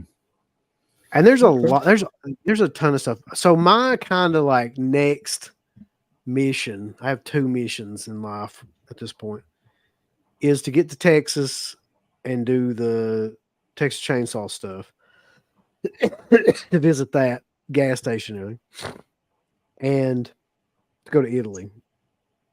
So those are my cool. next 2. Mm-hmm. That gas station is like it's like a tourist attraction, right? They sell movies and all sorts of It is. horror stuff in Yeah. it, right? Yeah.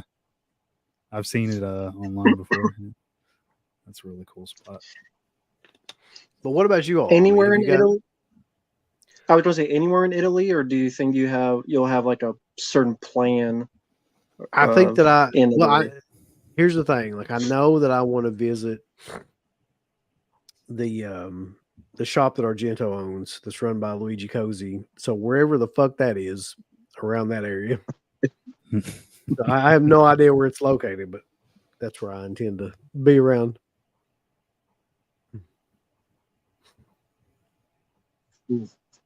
Let's see. Have you guys ever been to any movie locations? Is there anything that you guys would even do? Again, not intentionally, I haven't gone, but again, like all the places. So typically, like when they come here to film anything, you'll know it. It'll make like local paper, stuff like that. I've been to quite a few places. It just wasn't intentionally. They just happened to have used those places in the movie.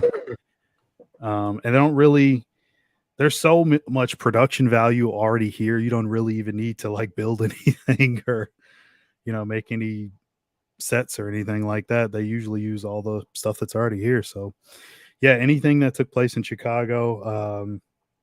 I mean, I've been on that strip in Child's Play. Oh wow. Where he's being chased at the beginning. Brad Dourif and Chris Sarandon. The Corner where they shot Heath Ledger in Dark Knight. The museum from Relic, which I mentioned earlier. God, there's so many. That building I've been in for what is it? Adventures in Babysitting. Oh shit! The one that's Yeah. like at the diamond shape. I forget the name of it, but yeah. So, I mean, I've been to all those places already. Yeah. So, what movie says they filmed Blast from the Past right outside my apartment in the '90s, and I got to meet Brendan Fraser. It was pretty badass. And Oh. saw Christopher walking outside my window. That had to be fucking scary. Well, Killer. I remember for Dark Knight, I remember a lot of people saying they were going downtown and they had like the streets closed off, and a lot of them saw like Heath Ledger in the full Joker makeup with the coat and all that, and he was just like on a skateboard skating around downtown. That would be an amazing sight. to Yeah, see. and they were all creeped out. I mean, because up until that point, you had only really had one Joker, and that was Nicholson.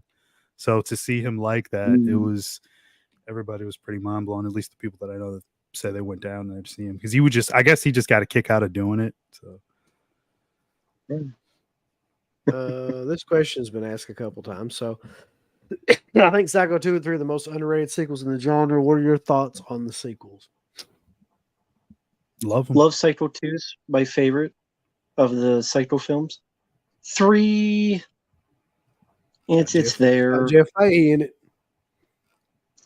I like Jeff Fahey, but I don't know, the story just wasn't big on the story after Psycho 2. But Psycho 2 was like impressive. Psycho was just let down by Psycho 3. I don't hate it, but it's okay. But I think Psycho 2's, at least it's my favorite Psycho film. That shovel scene, it's always crazy at the end. Just the impact. It is. It's killer. But it was.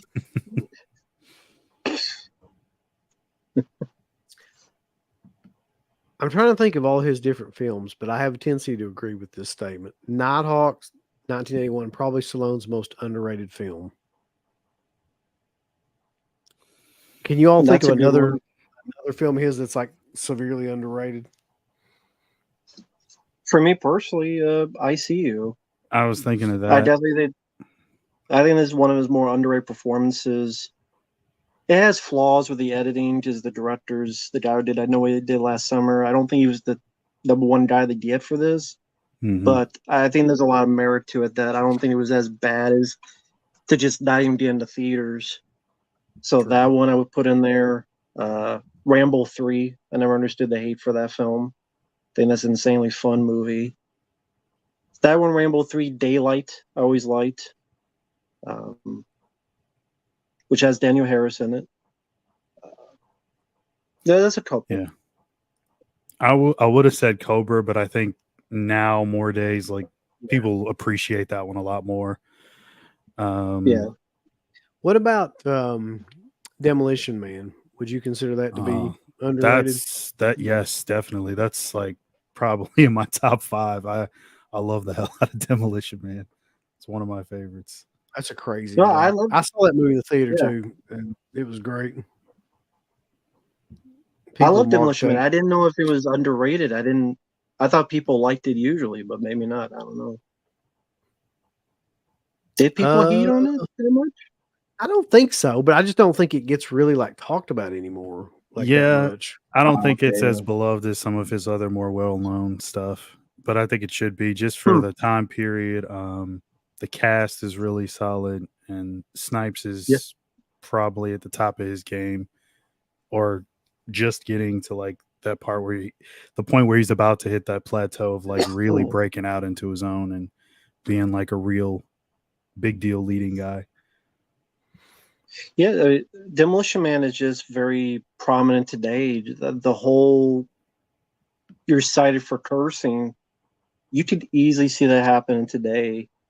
That you have to pay if you curse and stuff. I mean, it's the whole PC culture today. It's all it predicted the future. Yeah, basically, we've turned into that fucking movie now. Yeah. Oh, Tango and Cash. I was going to say Tango and Cash, but what about Lockup too? I always liked Lockup a lot. Yeah, that's John Flynn's movie. I think. Yeah, I like it a lot. Yeah. Love Lockup. Donald Sutherland's a great bad guy. Got Sonny Landham in it. Isn't Uh, Tom Sizemore in there too? Yep, Yeah. he's in There's it. somebody else in that movie Love too. No, I'm sorry. Tango and Cash is the one that has Clint Howard as the slinky guy, Yeah, which is he's, like one of my favorite Slinky. scenes from any movie. Yeah. Yeah.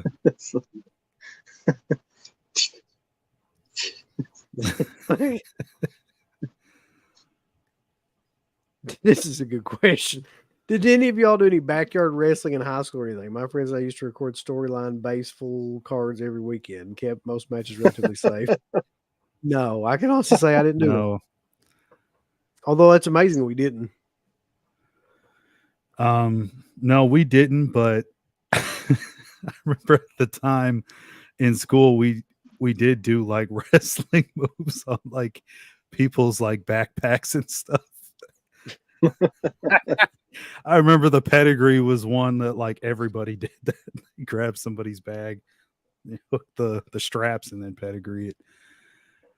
People around here used to do wrestling moves on like other kids and shit and on trampolines. Mhm. It's always like a big thing around here. They like to kill some kids. This is a good question. What's the best melt movie that's not street trash? I've got two I can think of. trying to think of melt movies. Hmm. What are those two? Yeah.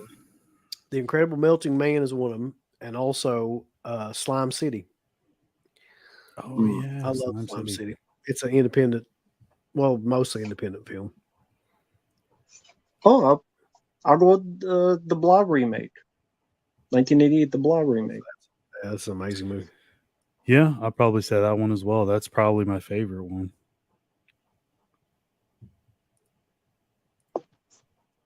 Brave New World. Let's see. So Matt says, Profondo Rosso, stories in Rome. My girlfriend just visited there about a week ago. He said it like Nice. that too. Cool. He lives in West He had to Virginia. say it like that. That's where I'm headed then. I figured it was Rome. And that's really like, I mean, where you want to go probably if you go to Italy. Mhm. Sean says he used to live across the street from the problem child house. That's fucking, That's awesome. yeah, that's another one too. That it's just that CK and I've always talked about wanting to do this at some point, going up to New Jersey and visiting a lot of the Friday yeah. 13th. Well, he says Friday 13th remake location. I'm wanting to visit the Friday 13th locations. Mhm.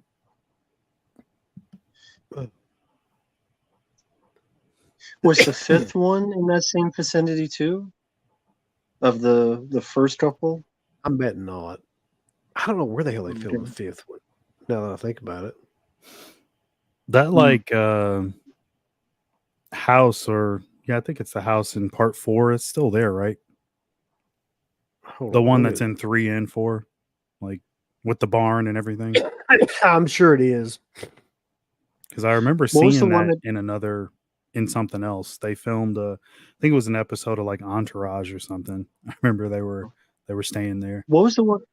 What was the one that got burnt down? Like some people accidentally burnt it down. The I'm trying to remember. Not Living Dead farmhouse got burnt down. Hmm. Oh, I okay. do know that. I remember it was one of the Friday 13 locations. Like some people were squatting there and they accidentally burnt it down. Can't remember what it was. Hmm. I thought it was think- like the fourth one or something. Maybe not. Also, wasn't the Evil Dead cabin burnt down as well? I'm sure it was. Trying They're to say- still selling all pieces Find of it. every fucking location and burn it down. Shit. So Someone go to the Dollar Damn Mall, just burn it down. here they've actually got this broken down for Friday 5. The diner is in Mulholland Highway in California. Hmm. The trailer park is in Franklin Canyon Drive in Beverly Hills. It's all filmed in California. Where the greasers are killed, it's got like specific address, locations, all this shit. Those fucking greasers. Yep. Oh man. Vinny. You're fucking going on. Ratatouille. Rat-a-tat-tat. Fucking Larry saying.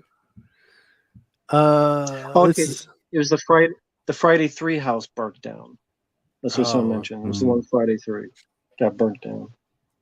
I think the Van Damme Street Fighter movie was filmed where I live. Yippee! Me and my dad went to the Field of Dreams field before he passed. He hated bitch the whole time. Huh. Well, God damn. Well, if you at least had your time with your dad, even though if he hated it. Cabrini Green, where they filmed Candyman, is in Chicago, right? That's a scary looking ghetto. Yeah. It's terrifying if you're not used to, how should I say this, urban settings. Okay. And yes, I haven't like been in the apartments. I've never went up the stairs or anything, but I've passed right by that several times. Back when it was still up. It's not up anymore. They tore it all down.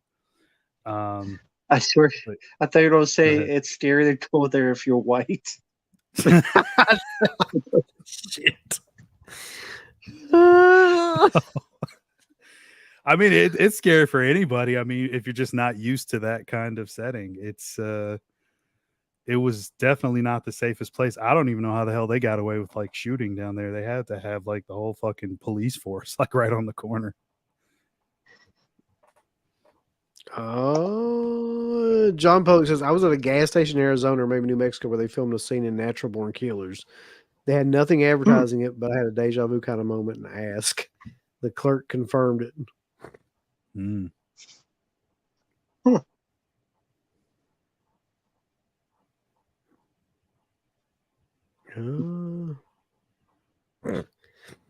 We get this question a lot, but I still don't know the answer to it. When's the last time a good comedy film came out? I don't know.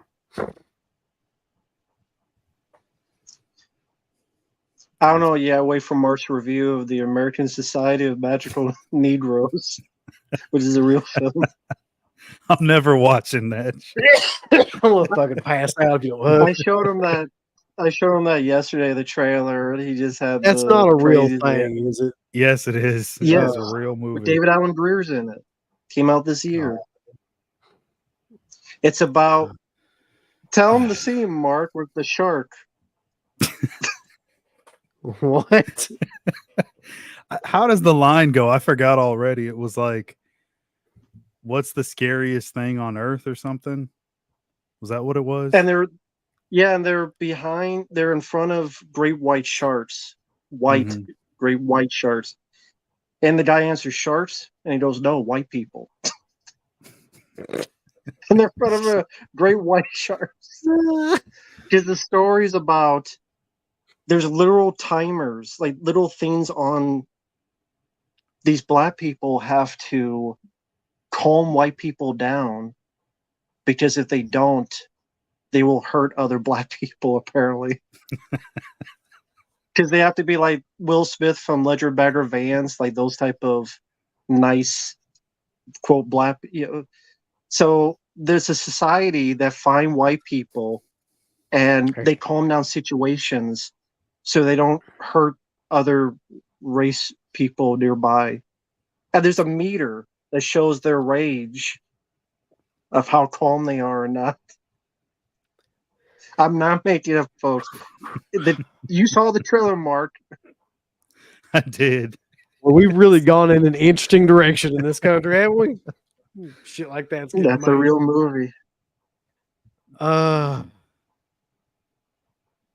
gonna watch that the day that it comes out. Is it out already? I gotta see it. Yeah, it bombed in theaters and it is out. I can't imagine I why. had to see it.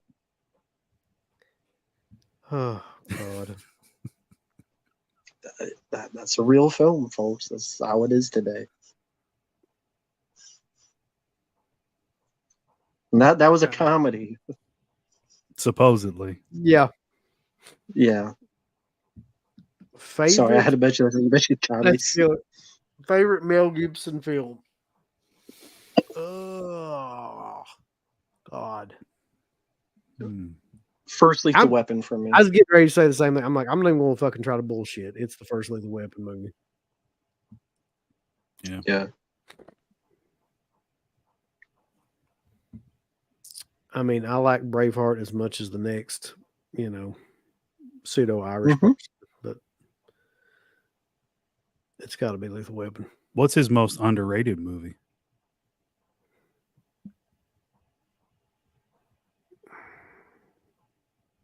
I'm gonna have to look up his damn movies now. Hold on. I'd say maybe Ransom, maybe. Nobody ever talks Mm. about that one. Gary Sinise is his performance alone, it makes it worth watching. What is the? Especially, like when he Oh, I know loses what it at the is. end. I know what it is for me. Oh, which I one? just found it on here. Payback. Oh yeah, Oh, that's a good one. I saw that one in the theater. I saw that one and I was like, why the hell did I never heard about this film? Like, it just was such a good movie. Mhm. Always enjoy that one. I would say Sugar Tits. That's the most underrated. Sugar Tits, yeah. Yeah. But yeah, I always liked Payback. Never understood it never really got much publicity. Is he? Did I hear somebody say he's doing Passion of the Christ 2? Is that real? He was wanting to do it. I don't think he'll get finance for it though. Yeah, I don't know if He's it'll just doing happen. this straight to streaming small bits now, parts now. Has anybody told him that? I mean, the end of the first Passion of the Christ is pretty much the end of that story. But it's the Yeah. resurrection now. So he's fuck me. He's going to do a whole I would movie about the assume. resurrection. Like, oh shit. That's all you could go. Okay. I don't know what else it would be. Unless something I don't know about. It have to be resurrection. I remember watching that movie in the theater, and I was like, "Why is this fucking violent? Like, this is really needed." And people are just crying and like sobbing, and I'm just Were like, they "This is the really most-" in a theater? Oh yeah, yeah. This is like I'm like, this is the most unnecessarily violent movie for no reason like I've ever seen. Yeah, I remember a lot of people weren't happy about that when it came out. There was some protests and stuff like that. They just, yeah, it did really well, but Oh yeah. Oh yeah. yeah, I'll never watch it again. Not my cup of You're Mm-hmm. tea. right. It is pretty violent. You're right about that. It's not a film that's like you want to go back to and be like, oh, this is a good, this is a good time. Pop this on, have a few beers, and watch somebody get the absolute dog shit beaten out of them for 2 hours. Yeah, Yeah, it's not really a party movie. no, not at all. Maybe his new movie will be though. He's in a new movie with 50 Cent. So No, he's not. no, he is. No, he's not. I'm Don't tell me joking. that. He is. He is. Why does Yeah, 50 he Cent is. keep showing up in movies? 50 Cent can't act worth a fuck. He Yeah. can act. You saw him in Righteous Kill. He was amazing. Oh God. Do you guys prefer Yeah. Braveheart or The Patriot? I like both. I'd say Patriot, maybe. Patriot hits a little differently for me just because I saw it in the theater and the sound on that movie was deafening, and that was a crazy experience. I love that one, but I like Braveheart too. But I'll say Patriot for me.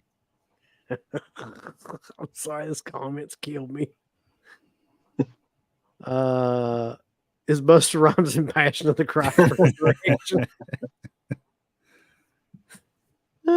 I hope He so. should be, yeah. I hope so. We all need more Buster. Every movie. Trick or treat, motherfucker.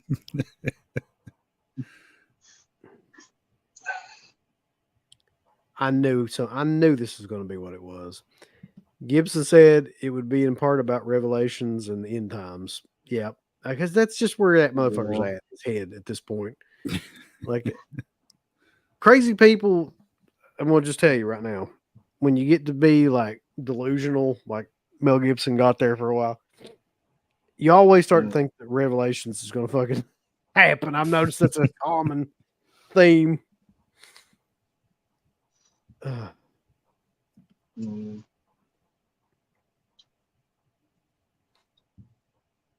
Yeah, he did. I don't remember liking that movie that much, but he did direct a movie called Hacksaw Ridge, did he?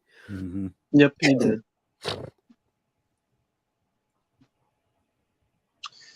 Thoughts on Romero's Amusement Park? I hated that. Didn't see it. Didn't watch it. Did you watch? You didn't watch it, Mark? Mm-mm. It was on Shudder, I think. Yeah, I do remember it was on a stream. You know what? I take that back. I probably did watch a little bit of it, but I think I turned it off. Either that or did I watch the trailer? It was like a big deal when it was finally being released. Everybody was hyping it up. But yeah, I never seen it in full. I mean, I didn't even know until a week or two ago that he made this like Bigfoot short film. That I guess is only with film. Forget where it's like some association owns it now. It's like a Bigfoot found footage short film. I never even knew till like 2 weeks ago. Mm-hmm. It's like a 20-minute short film he did in like the 90s or something.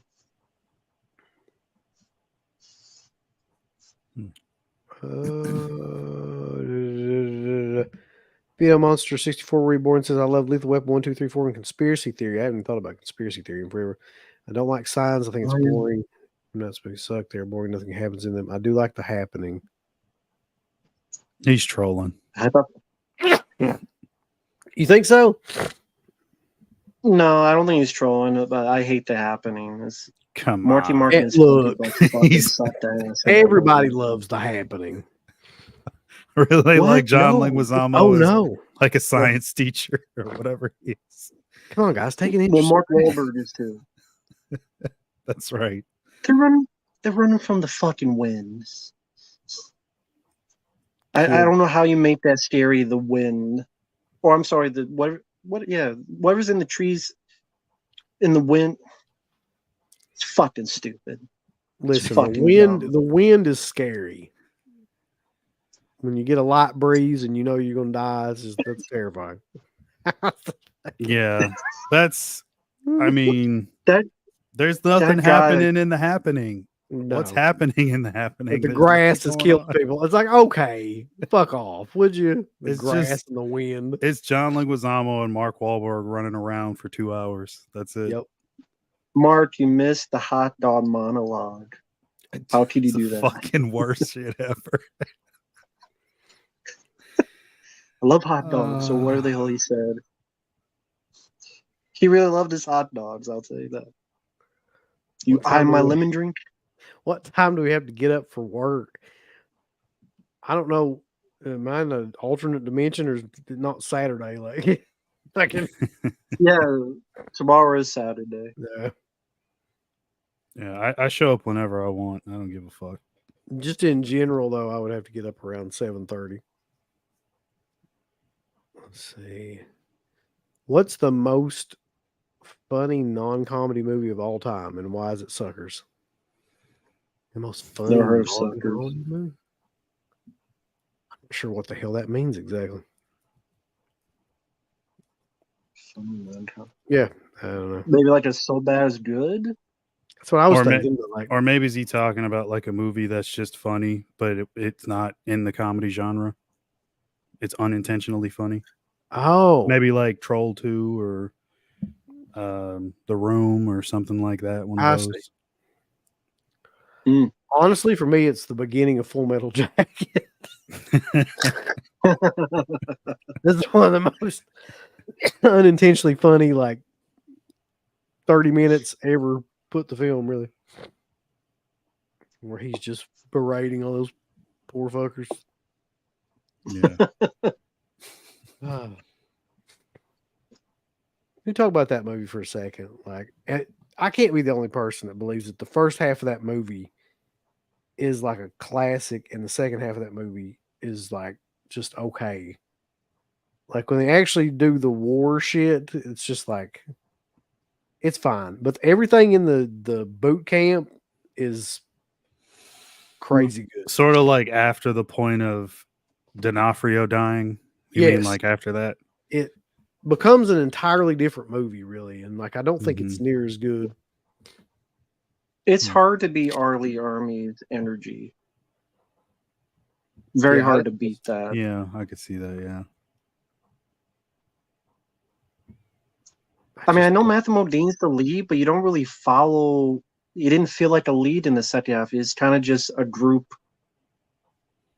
which I like that it's a urban warfare. It was felt different, so I do like the second half. But there's not really a central lead in the second half like Arlie Army and Vincent D'Onofrio.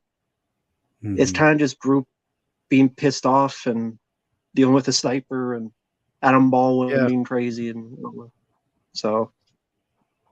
it's just not very interesting. Like after that, like you just I don't know. And I like you said, I don't think Matthew Modine's a good like lead to hang an entire part of a movie on. Which is interesting. Originally supposed to be Anthony Michael Hall. I can't imagine that either. Like, Can't. I really can't. But yeah, it originally was for Force Out. It was meant to be him, and then he said Anthony Michael Hall said no, so they got Matthew Modine. this is good. The Happening 2 shit happened. Big step up.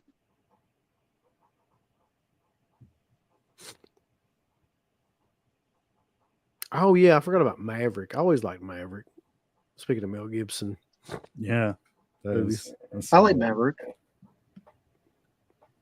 It's a good one. Day of the Dead is actually pretty funny with all the shit with roads and stuff in it. Yeah. Yeah. That's yeah, it is. It is very funny. I mean, it's the best one, so I always got to throw I'm not- that in. Yeah, I'm not getting into it with you. What? Speaking of which, what's the worst of the Dead movie? House of the Dead. That's pretty good. I still think it's Survival of the Dead. I think that's the worst.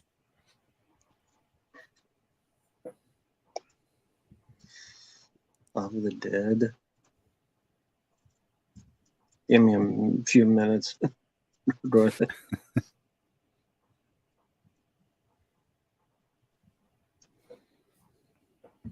Fuck if I know. It's too many. Either that or House of the Dead too, but I mean, it's just more of the same, but plus sticky fingers. Sticky finger. Whatever happened to that guy? By the way, like, He got his big break with the Blade TV series, and damn. then I just didn't really see him in anything else. All right, so we've reached the end of the comments. Now I'm going to ask you all to rank these 5 action stars in order from your least favorite to your most favorite. You ready? Schwarzenegger, Stallone, Van Damme. I'm going to let him write these down. Schwarzenegger, Stallone, Van Damme, Chuck Norris. All right. I don't want to say Seagal because I think nobody's favorite fucking going to be Seagal. Who else is left?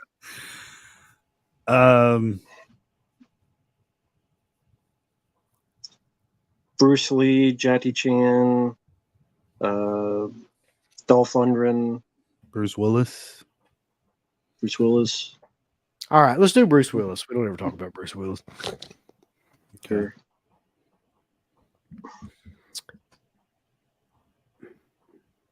Least to favorite. Least to Okay. favorite, yeah. All right. Mm.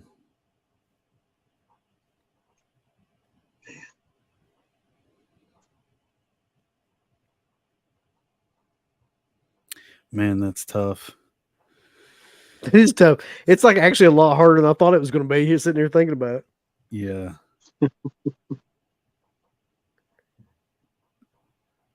Norris would be my least favorite. It's so fucking hard for me to say that. I mean, I like everybody on the list, so it's like I'm just Yeah. trying to think about stuff that I would watch the most or that I love the most personally. And for me, the first Die Hard, I mean, I've probably seen it more time than any of Norris's movies combined. So I guess mine would be, again, least to favorite: Norris, Willis, Stallone, Van Damme, Arnold. For me, Hmm. I like that.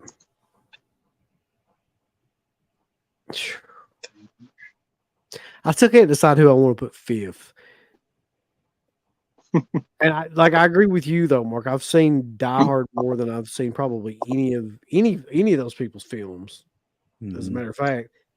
But like the same token, like I don't like as many Bruce Willis films other than the Die Hard series as I do a lot of those other guys. Mm-hmm. Okay. Yeah, that's why he's like still near the bottom for me. I'll go with, and again, I like all five as well. Chuck, Bruce, Arnold, Van Damme, Sly. Just Sly and Van Damme my top two. Arnold I put three because Running Man, Commando, Predator, Bruce Willis, Die Hard films. I love that stuff, and Chuck Norris love as well, but it's the fifth. Mm-hmm. All right. And he did stuff like Top Dog. That's true. Okay, I have to put Norris at the bottom. So Norris will be 5, as much as I can't like really forgive myself for doing that. Bruce Willis would definitely be next.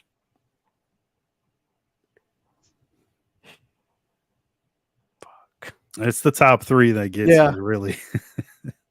For me personally, okay, it would go Stallone next. I'm just going to be honest about it. Like, it'd be Stallone, Arnold, and Van Damme. I think Van Damme is my favorite. Nice. Good choice. I think for Bloodsport, Kickboxer, and Lionheart alone, I would fucking pick. And Hard Target, I'd pick Van Damme. Mm-hmm. Good choice. And Street Fighter. And of course, it's Street Fighter. Somebody fuck you, Matt. Bring that up. Wait a second. I love Van Damme. He's my second favorite, so I'm up there with Cynthia you. Rothrock above everybody else, yeah.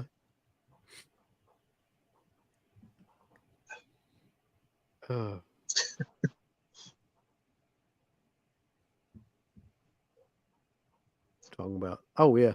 So a couple people we did leave out here. Bronson, which I didn't even think about. Mm-hmm. Of course.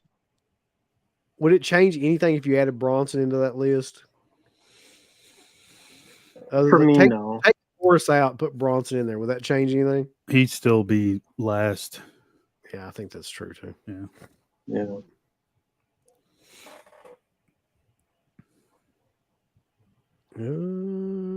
Yeah.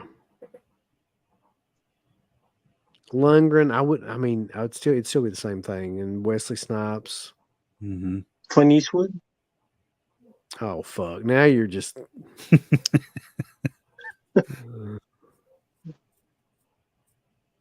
Because for Clint, I'll tell you. Yeah. I think he would be. Maybe 4, 3rd. If you put Clint in there, yeah, Clint Eastwood.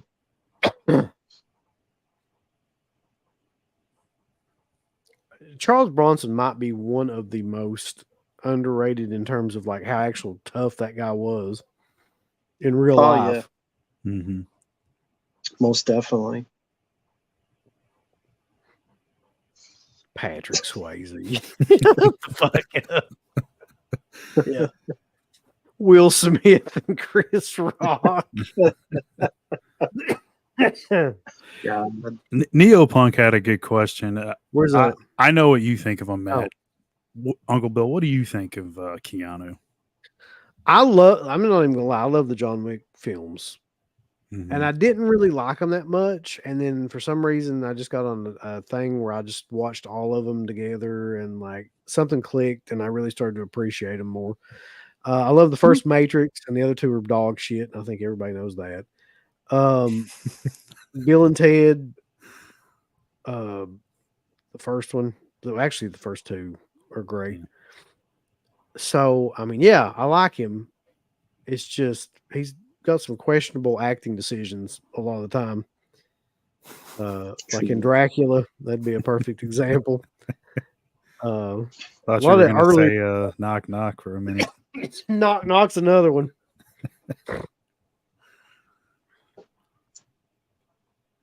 Yeah, I think you like that one, right? Knock knock. I Do you like I liked Rockland? it So that's okay. something I you just like Rockland, you do like. I know Yeah. CK loves the ladies. yeah. That's I, his thing. I Oh, get. right. Look, that what's her name? Anna Anande Armas. Yeah, she Oh, my okay. money around that time period, and moving forward from that. That's pretty hard to beat. Mm-hmm. How do you forget Eddie Murphy? He's got Burial's Cop coming out. You forgot Eddie Murphy. I forgot about Eddie Murphy.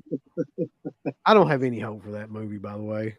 I'm just going to tell you, like, zero hope for that. Understandable after Coming to America too. Can't really blame you for that. That's exactly what I'm basing it off of, too, is that movie. My thoughts on James Cameron. He's insane.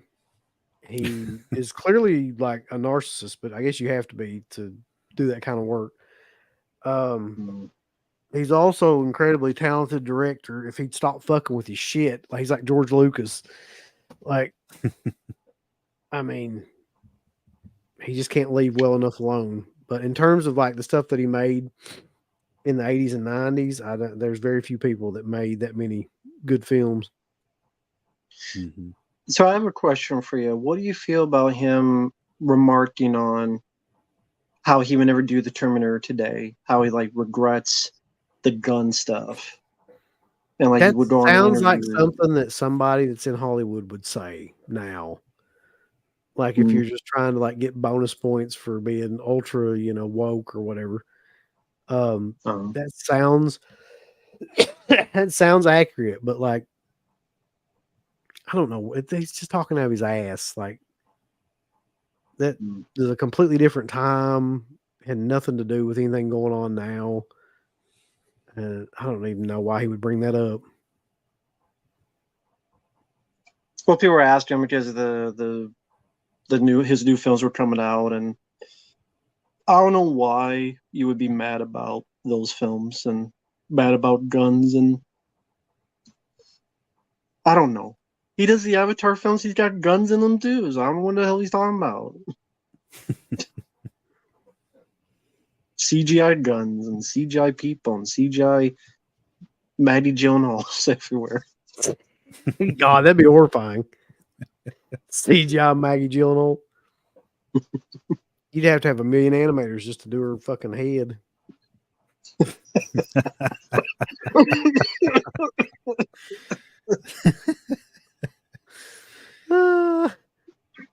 Let's see.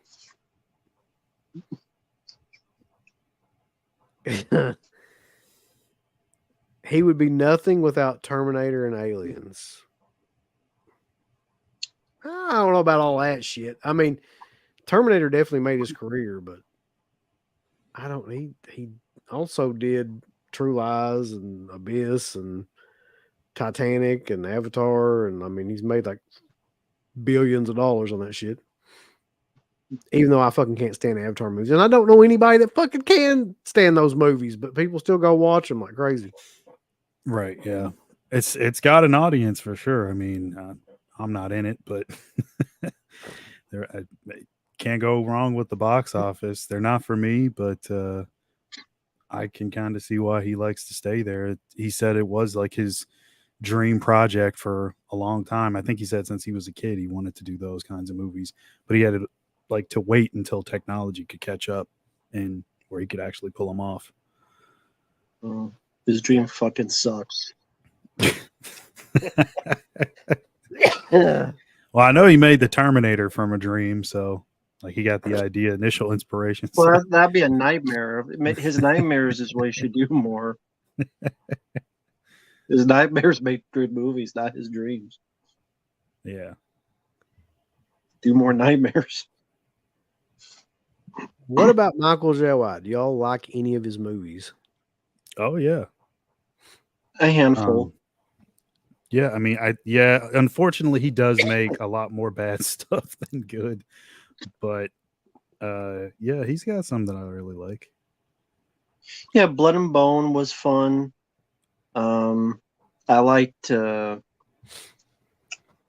the name of it. But yeah, Black Dynamite was fun. Sally, I did see a Sudden Death sequel, but not sequel. Welcome to Sudden Death, and that was atrocious. Like, if you had all like Sudden Death of Van Damme, that film is just pitiful, cheap. Just horseshit. What about Jaleel White? I loved him when he was Bruce Leroy on Family Matters. He went into the machine and became Bruce Lee. That's a real fade, folks. Damn. He would go into a machine and turn into Bruce Lee. I don't know if that'd be PC today, become an Asian, but I don't think they do that now, no.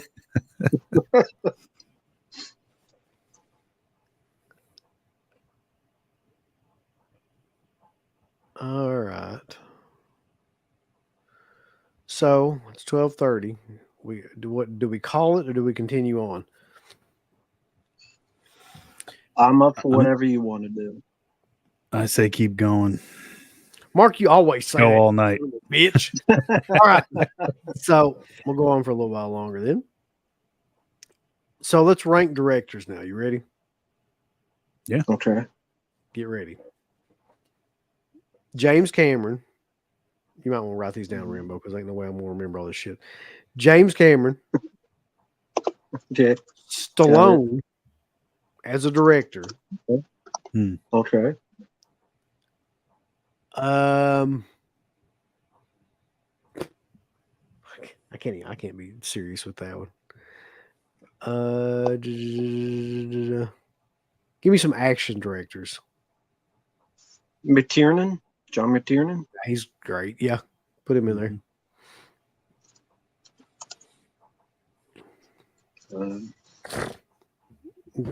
That's the one I was going to say, but I'm like, I can't be serious with that. Rennie Harlan. It's like, want to. John Woo? Yeah. John Woo. Throw John Woo in there. Yep. Tony Scott. Tony Scott's good. Oh, yeah. Is that 5? I think that's 5. That's 5. All right. Now, Cameron, Stallone, McTiernan, John Woo, Tony Scott. think about these. George Miller ain't in this. Max Thunderdome. Shit. Ridley Scott. Everybody. Michael Bay. Yeah. Fuck.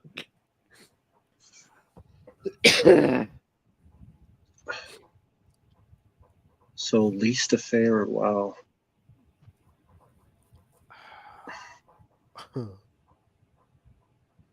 I mean, I kind of know who my least is.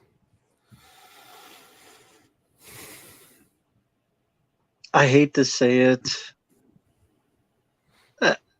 Stallone is least, as but this is directing. I like films he directed, but he just hasn't done a lot. And someone was like, "Did you do Paradise Alley?" And Can't remember. Yeah, I'll probably put him in at the bottom as well. Least favorite.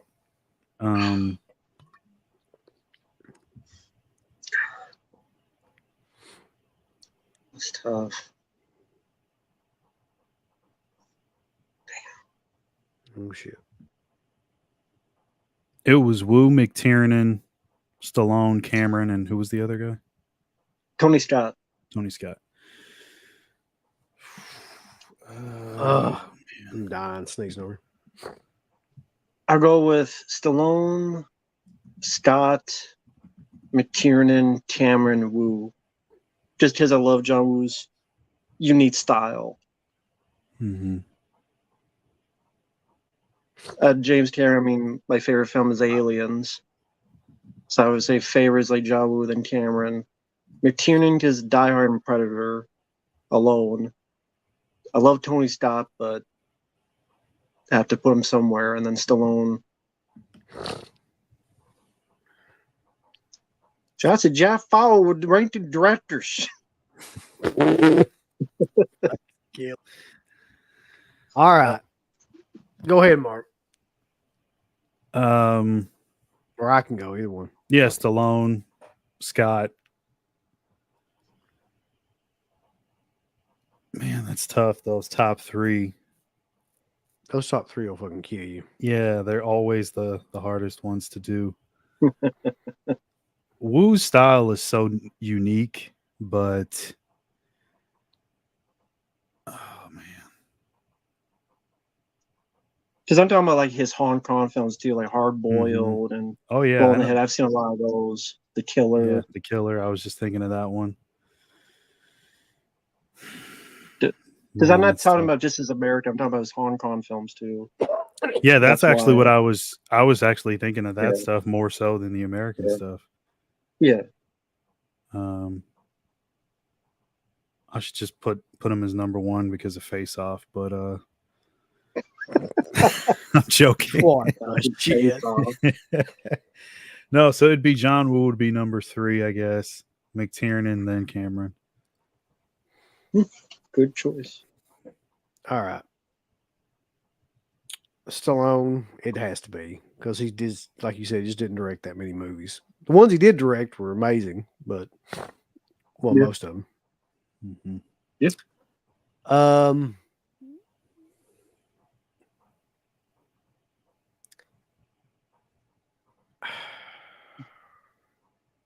See, here's the problem. Like, Tony Scott is amazing, and he directed like some great like modern films, but like I've got a whole nostalgia boner for McTiernan and a lot of the shit that he directed. So I'd probably put Tony Scott next. I'd probably put McTiernan third.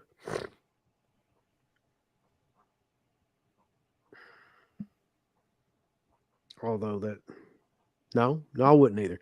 I'd put, get ready for this. This will blow your mind. I'd put John Woo third. I'd put Okay. McTiernan next, and I'd put Cameron first. Yeah, that's what I had. I And was actually, that for me, I'll change Tony Scott and Stallone. I'll put Stallone 4 because Rocky 4, Rambo 4, for me, those are okay. two. That's true. I didn't even think about Rambo 4. Yeah. Mm-hmm. Then he did Rocky 2, 3, and 4. Yep. So I'll put as much as I love Tony Scott, I'll put Stallone up. Rocky 4 alone. I have to. So. But Cameron's a good choice for number one. McTiernan's Sally with the tax stuff. He didn't direct anymore, and then Rollerball remake was horrible. But I got him sent to prison. the Rollerball remake, Yeah. well, I mean, it was bad, but that wasn't well, prison bad. it was like a wiretap on like the Yeah, financier and all that stuff. So yeah, I mean, it's a shame that's why he went to jail, ruined his career. But yeah, it is what it is. still a great director though. Yeah. Let's see. Yeah. Tony Scott. Top Gun, Days of Thunder, The Last Boy Scout, Man on Fire.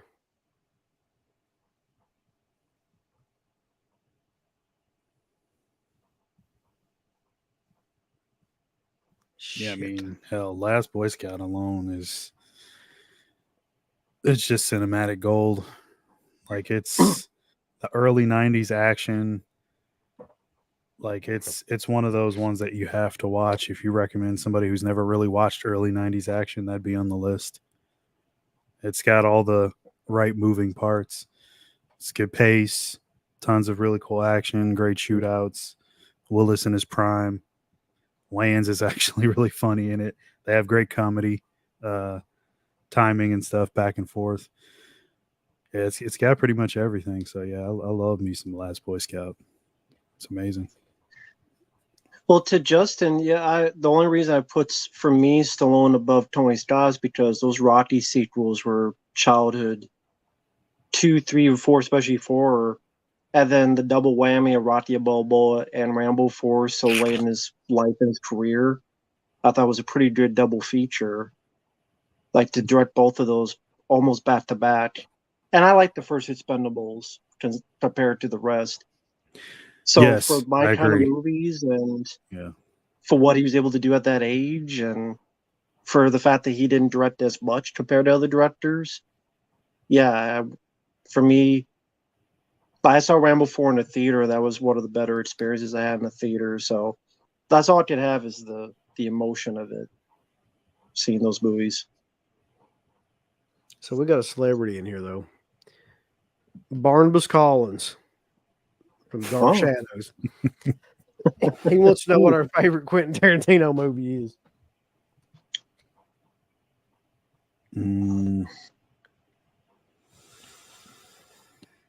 I mean, I usually say Pulp Fiction is probably a favorite, like at the top for me, but I guess that could change because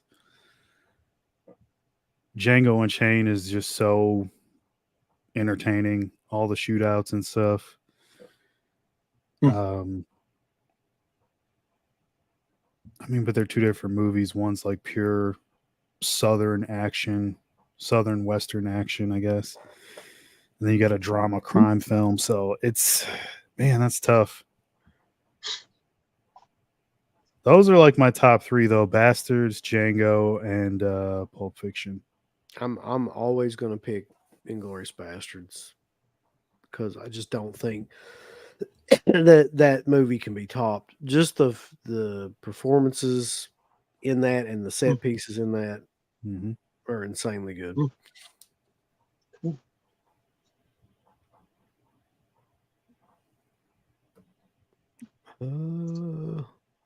About you, Rambo? I mean, if it's just that he directed, I guess the first Kill Bill.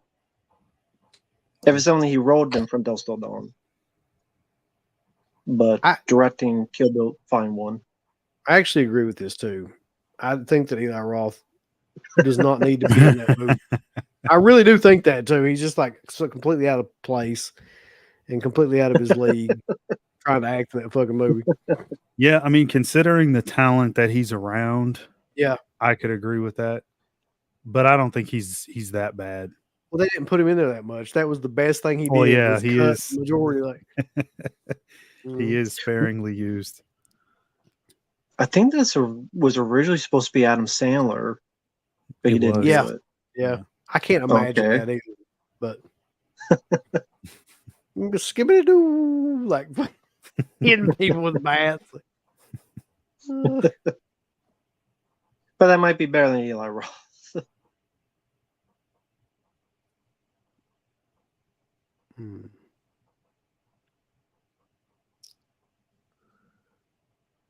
Eli Roth is the worst part of anything. Jeez.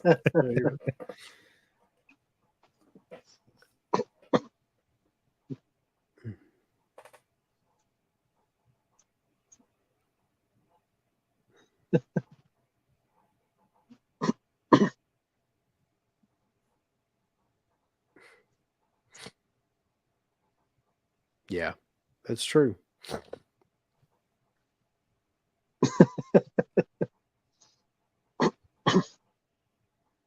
What a fucking Silver Wings. I don't think so. Would Django still be as good if Will Smith had starred? No. Fuck. Will Oh yeah, because he Smith. did want Will Smith, yeah, and Will said Mhm. no. All right. Everything that he was supposed to be in is better off because he wasn't in it, including The Matrix. That was another one where he was supposed to be Yep. the lead, and no, fuck Yeah. that. Yeah. Okay. Pred wants to know in your favorite horror directors, where would James Wan be on the list? I mean, out of a list of 5 or out of a list of like every horror director that there is, because that'd be a long list. Yeah. I mean, For he would be in my top 20 probably. But I don't think he would I would be say so too. Top 20 maybe.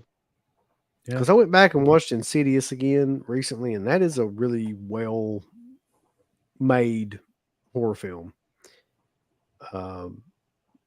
It has an atmosphere to it that like very few films have. It doesn't play as well now as it did back then because it's been done 57,000 fucking times now. But like Mhm. at that time when we saw it in the theater, like it really did work. Favorite James Yeah. Wan's movie, like top 3 of his. Frig, okay. Insidious would be my number 1. Wow. I didn't think you liked it that much. Okay. Yeah, That's because surprising. I don't really like Saw that much. I Hmm. All don't right. like any of those films that much. And The Conjuring, I don't really give a fuck about The Conjuring. Death Sentence is okay, but I wouldn't put it as number 1. Neither would I Alright. put Dead Silence. Aquaman. Fuck Aquaman. Fast 7 or Furious 7, whichever one it is. He did do. Forgot he did that. I can't believe he did a Fast and Furious movie. I can. Cash in movie for it. Malignant. Yeah. It's another one. Hmm. What else did he do other than the ones that I mentioned? Malignant. Where's that one rank for you? I love that movie in ways, and in ways I just fucking don't know. He did Saw, Dead Silence, Death Sentence, Insidious, The Conjuring, Insidious Chapter 2, Furious 7, Conjuring 2, Aquaman, Malignant, and Aquaman 2. Okay. Well, that being said, it would probably go for me Insidious, Conjuring, and Malignant. Okay. Malignant, Conjuring. I don't mind the first Saw for what it is. And it's got Danny Glover in it. I'm a Danny. You know how I'm. I got Danny Glover in my back. You know, watching my back. I gotta say, he's watching me. Come on, Mark. shoot Wait, me if pull you us out say your that. ass. I'm not gonna lie. I watched Insidious again like a year or 2 ago, and I wasn't really as into it as I Oh, was this from son of back a then. bitch. This son of a bitch is gonna talk shit about Insidious on here. I mean, that being said, I'm not really that into The Conjuring either. I do like the concept of those movies more because, like the Ed and Lorraine Warren stuff, that's a really cool idea to make Yeah. movies out of any of those cases. And there's so much like true to life files and like the history of all that stuff. I mean, they should do something with that. So I'll say probably Malignant, Saw, Death Sentence. Honestly, those are the ones that I probably watch the most. I like Death Sentence a lot. I'm just such a big Kevin Bacon mark. Now, if it wasn't Kevin Bacon, I don't know where that movie would rank for me, but yeah, that's my How would 3 how would favorite. they / them rank for you? Kevin Bacon's in that. It's one of those. Everybody's Rambo got comes with these questions everybody's on got a left career field. blemish. That's Yeah. one of his. Hey, like that one, just bitch. If you could do a fourth season of Masters of Horror, what new directors would you choose? Oh, Is this today Yeah, or he's saying was it? Okay. saying like if you had to do a new one of those like now, what horror directors would you choose? And that's fucking tough because how many episodes? It's like 10, yeah, I mean there was a lot. 10 maybe I don't 11. think. Let's just go with 5. Let's just pick Yeah, that's a lot of people. 5 horror directors from now that we would include in the Masters of Horror. It's pretty sad because you look back, like Larry Cohen passed away, George Romero passed away, John Carpenter, he ain't leaving anywhere. He'll direct it from his bedroom. Yeah. Well, okay. So we just mentioned one of them. I think would have to be on there. James Wan. He'd have to Okay, be yeah. like one of the new ones. Yeah, I'd definitely give him an episode. I'll put Alexander Aja. Doesn't have to be a remake or anything. Just whatever the an story is. original Alexander story Aja, would be I'll put cool. on there. Yeah. I'm going to put for me, Ty West. I would put Ty West in there right now, Yeah. Same. and probably I just to mix it up a little bit too, like Damien Leone. Yeah. Oh, who did Doctor Sleep? Oh That yeah, director. definitely. Flanagan. Yeah. Mike Flanagan. Mike Flanagan. Put him on there, Mike Flanagan. Mm-hmm. I didn't even think about him. Jackson Jack. Jordan Peele. Fede Alvarez. Come on. Bring up Fede Alvarez in To here. see anything from him. No, not Jordan Peele. It'll be another race thing. Yeah. I'm so done with that. Although I didn't mind Nope. I hated Us. And Get Out was fine. I like that. But yeah, Scott Derrickson. That's another good one. I would have said Robert Eggers too, to be honest, but we ran out of people. And what about fucking Cronenberg? Yeah, Talking about Brandon Cronenberg. Yeah. Oh yeah. I give Eli an episode. Oh shit! Why not? He'd make like a Hostel sequel or something out of it. I guarantee it. Adam Green. Shit.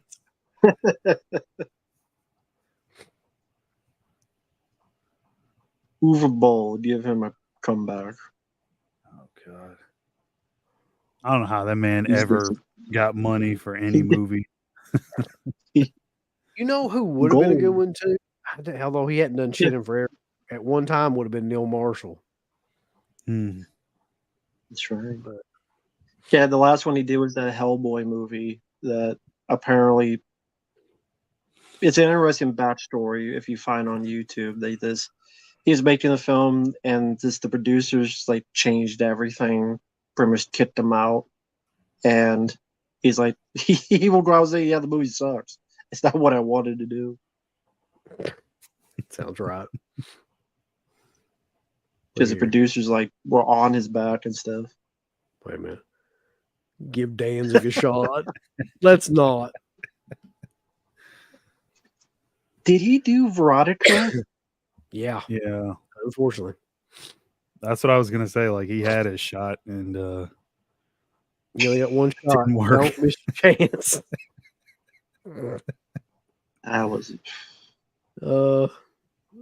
Danzig hasn't recovered from that KO. the Doodleson brothers. Jesus. This is a good Is question. there a horror film you actually look forward to, either of you, coming out? Maxine. Maxine, yeah. That's the one. Okay, other than Maxine. Everybody keeps talking about that Long Legs movie. Yeah. Yeah. Long People are Legs. asking me. Yeah. That's the Don't next know one. much about it, other than Nicolas Cage is in it. Long Legs, Daddy Long Legs. Here's a good question. Tales from the Crypt, Tales from the Dark Side, or the Twilight Zone? Tales from the Crypt. Easy answer for me. I'm going with Tales from X the Crypt. Files. The X Files.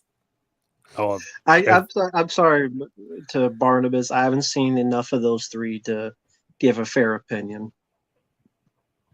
Freaky links. The X Files is like the fucking trump card in any Yeah, X Files were good. list of anything. If you throw it, like it's the yeah. Yeah. You know, I'd agree. If that was on the list, obviously that'd be mine. Let's see. What about Cool Duder? I heard he was an amazing film director. Yeah, if you like fucking shitty Amityville like rip off movies. Oh God, Didn't no. even call that guy a fucking director. Give me a break. Nah, he ain't. I've seen. This is the movie I saw. Treasure Chest of Horrors. Jesus. It's like Worse there's than enough Foul People I've shitty seen. movies in the world, and he's just adding to it. Wha- I'm gonna Bravo. stop. I don't want to. He thinks he's killer though. I bet he does. Congrats to him, I guess. I think his movie's trash. Suck a dick. Give the Skinamarink director an episode. Yeah, let's do that. No. Be staring at a fucking wall for 2 hours. Give that guy a fucking lobotomy. What's for the- that movie? The movie you guys talked about, is it The Outwaters? Or what the hell Yes. was it called? Yes, that's what it was Okay, called. I still haven't seen it, but You don't need I remember you're not you're not gonna miss anything, trust me. Get those Unless directly. somebody like, requests you to watch that, please never ever watch that film. You will be fucking so trust me. mad if you do. I'll listen to warnings, trust me. Let's see. What I think this is what is or what was your alcohol drink of choice. Never Don't. drink it. Don't have one. Well, back in the day, it would have been Jaeger bombs. That was 15 years ago. Jaeger bombs, for people that don't know, is Jägermeister and Red Bull mixed together. And then we had one called the Shit Tooth Grin, which was Jägermeister and Dr. Pepper. Or actually, it wasn't Dr. Pepper. It was like, what's the like Dr. Thunder, the generic version of Dr.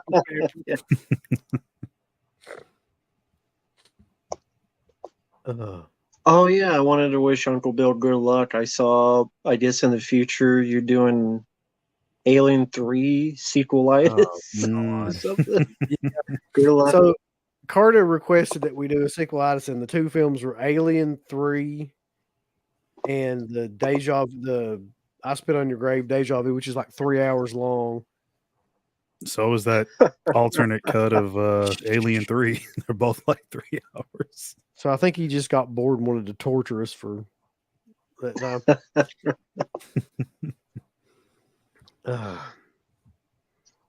Because for folks out there, on the 16th, you guys are doing Fatal Games and Cheerleader Camp. Yep. And then on the 20th, you're doing the Horror Media Hall of Fame with Garrett. Yep. On the 20th. So I guess that one will be after. I guess the 20th. Have to be. Okay. I don't know when he's going to put that in there. I can't think of it. And are you coming back with the Tour of Italy? Or No, was that Tour the of finale? Italy. Tour of Italy is shut down now. It's going to be Exploit Nation Okay. whenever I can figure out like what the hell next thing I want to do. Okay. Don't worry, I'm not going to say. Never mind. What were you going to say? What the fuck were you going to say, man? I'm just curious. Disney made it. Zippity doo dah, zippity day. No. God damn it. No. I know.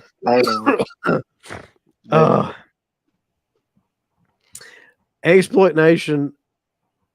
I'm trying to think. Like Wes brought up a couple of ideas, but I wasn't sure like which one to go with. So like you've got like the they call them road movies, car movies, things like that Oh, that you could do. Or hold on. We still haven't done really like siege movies, like oh, Assault on Precinct 13, Siege, just different movies like that where people are holed up like from gangs and stuff. I'd probably include Death Wish 3 in that as well. It's kind of Yeah. a movie like Yeah. that. oh. Women in Prison, that's a good one, Dirk. We haven't done that one yet. Caged Heat, Station, yeah. all that stuff. Mm-hmm. Justin, I think that like I'm running out of people to fucking do bulls. I'll be You honest can with you. do Poopy Avati. We didn't do Poopy. We got to get Poopy in there somewhere. Haven't heard of him. You're missing out, man. Yeah. This question, hold on. Have we ever smoked weed or took shrooms, and how did that turn out? I got to hear this. I don't think. Listen, I've never taken shrooms, nor do I ever want to take shrooms or acid or anything like that because I just feel like it would be a horrible overall experience. Mm. Acid ain't that bad.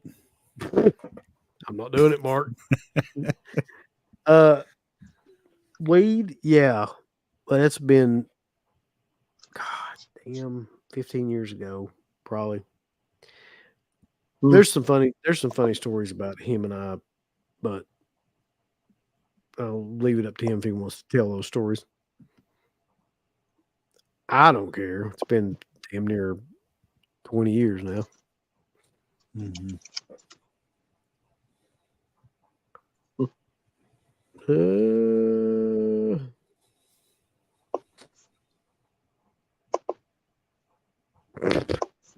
Which modern series sucks more, or franchise sucks more, Terminator, Alien, and why is it Star Wars? It totally fucking is Star Wars, by the way. It is Star Wars, yeah. There's not even anything close. Yeah. Yeah, pretty much, yeah. Justin, we did Martino. God, that was like the last season. One of the last episodes we did. Dirk and I. Dirk was on that one. I do remember. Definitely doing Martino. Yep. 11 months ago. Still on the channel.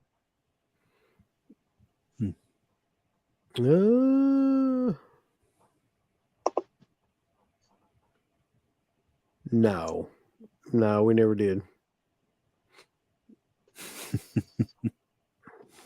This is that one guy mentioned, like Star Wars and Alien. Yeah, I saw the new trailer, and that trailer sucked. Alien Romulus. Unless you just love a complete copy of Aliens or Alien. People run around. Ah, there's a xenomorph. There's a facehugger. The end.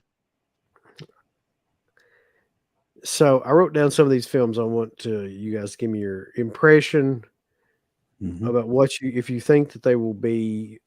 As a matter of fact, just rate them of what you would guess they'd be out of 10.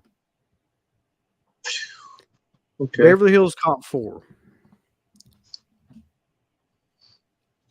6 out of 10. So it's not what I hope, it's what I think. Yeah, like if you're betting, like this is how good this film is going to be. I'll be nice. 4 out of 10. That's what I would say. I give it a 4 out of 10. Okay, Beetlejuice. Fucking 1. That's what I was thinking. I give it a 2. I'm going to be gracious. Alien Romulus.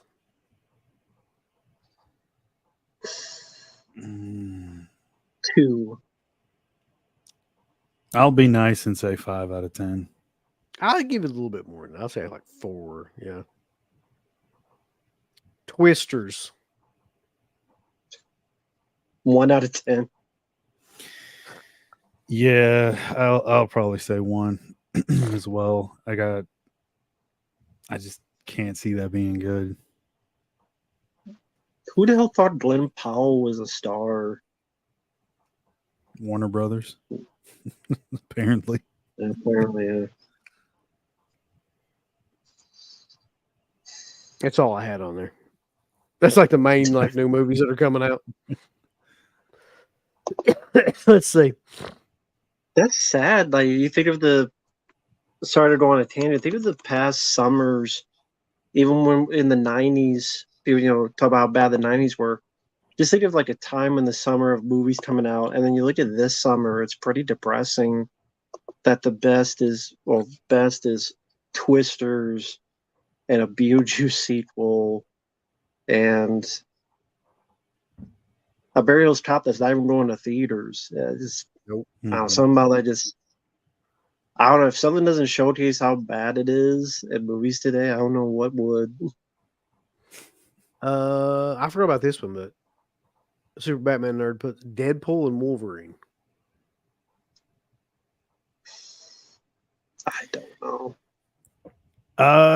I'll give that one a little bit of a higher rating, at least a 6.5 out of 10, only because I like the second movie a lot more than the first. And I know Reynolds was a lot more involved with that one. And I Mhm. don't mind the director that they have.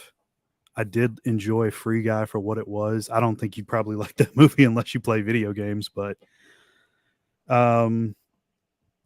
yeah, I mean, I know they got such a great like chemistry like off screen, so I'd imagine it would translate really well on screen. Hugh Jackman and Ryan Reynolds. So I think it'll be one of the better movies of the year.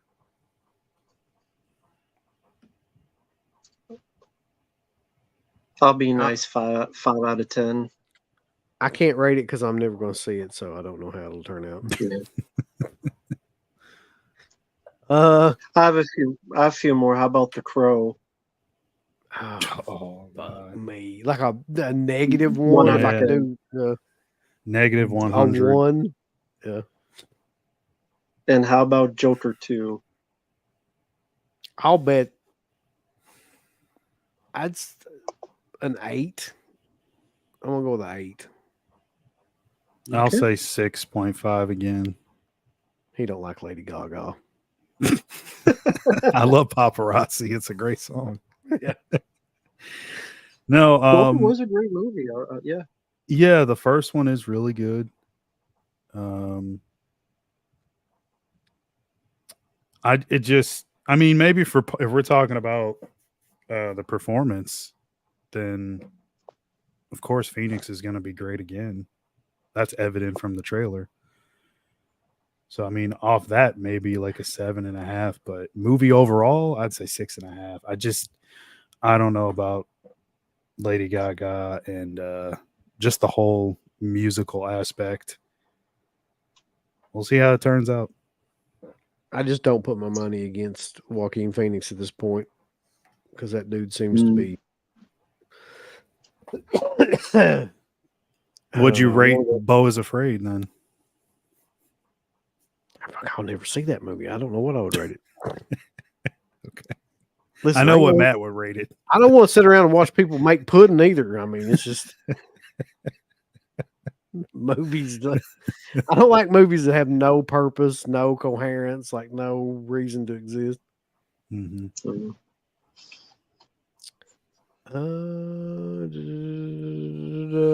No, Uncle Bill's a metalhead. What kind of music do Mark and Matt mainly listen to? I grew up more with soundtracks. Rocky 4 being my favorite soundtrack. So I guess AC/DC, that type of rock. I would say that's my favorite. Yeah, rock for me too. I like quite a bit of metal. I mean, I like rap too, but most of the shit now is horrible. Soundtracks for me mostly, I would say as well. I grew up on soundtracks, especially like I love a lot of composers. Yeah, What? mostly that's I the. read Phantasmat's comment. I read the mad at you. Oh, Oh, about the Ari Aster shit? Yeah, you're not being fair.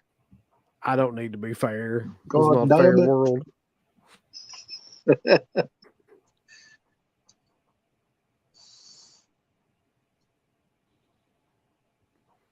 That's kind of you, I Justin. Thank you. agree with that. I also agree with this. thank you, sir. You Appreciate get on it. there, and you join that fucking baller and shot caller thing, and you request it, and I'll fucking watch it. You ain't gonna do shit. You want shit and fall back in. It's all you're gonna do. Hey, you may very well like it. A lot of people did. Hmm. Wasn't for Yeah. me, but doesn't mean, Like I say, Abigail wasn't for me. You like that one. That's cool. No, that's not me dissing it or anything. It's just sincerity. We all have different, tastes and stuff. So Uncle Bill may like Bo is Afraid. Just the penis monster thing. There's no way I'm gonna like that movie. I just know. You might. Shut up, Mark. I No, agree. It won't. was incoherent and pointless. I agree with that. Pointless. Here's a Fucking real movie. question right here though: Black Sabbath or Led Zeppelin? Black Sabbath. Is my I opinion. agree. Yeah, I'd probably say Sabbath. I agree. Gotta go with Sabbath. No. Sadly, We've no. never met. No. I don't know how we would either. We're from like completely different sections of the U.S. Yeah. Probably a convention, maybe in the future at some point. It'll be the first one Matt goes to. He's going to come out to one. This is a good idea right here, Dirt. 5 minute, $5 review tier. $5. 5 minutes. Make you holler. 5 minutes of playtime.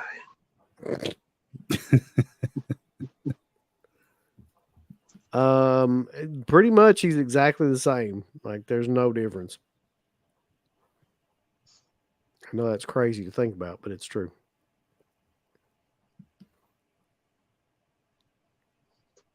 Work of art, my IS Matt. Kiss or Britney Spears? Killer.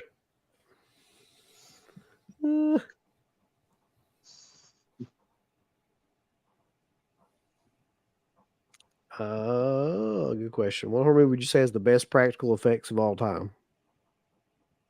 The Thing. I don't think that movie will ever be topped. Yeah. Yeah, The Thing is definitely up there. Yeah, I was going to answer that. Yeah. John Carpenter's The Thing. It's hard to beat that.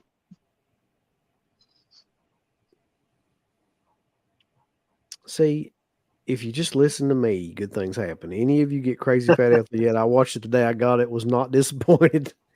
Good extras too. No, I didn't get Crazy. Listen. Some of the shit Oh, you man. watch, you won't watch Crazy Fat Ethel. Come on. Buy that from Vinegar Syndrome. Hottest woman in horror of all time.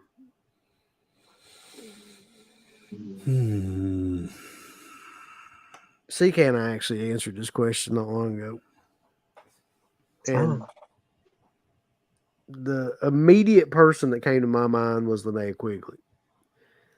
But I mean, there's been a ton. I'd probably just say Edwige Fenech. I mean, I knew that was coming. you can't beat that French-Italian blood that she's got. Also, It's amazing. Just a side note, whoever that woman is in, yeah, that's her right here, Cemetery Man. Oh, yeah. Mm-hmm. That's the Lord. I will say Kelly Maroney. Kelly Maroney's a good choice. It's a solid pick. Which Kelly Maroney do you prefer? The Kelly Maroney from like Chopping Mall or the one from Night of the Comet? I'll go with Night of the Comet. That's what I was gonna say.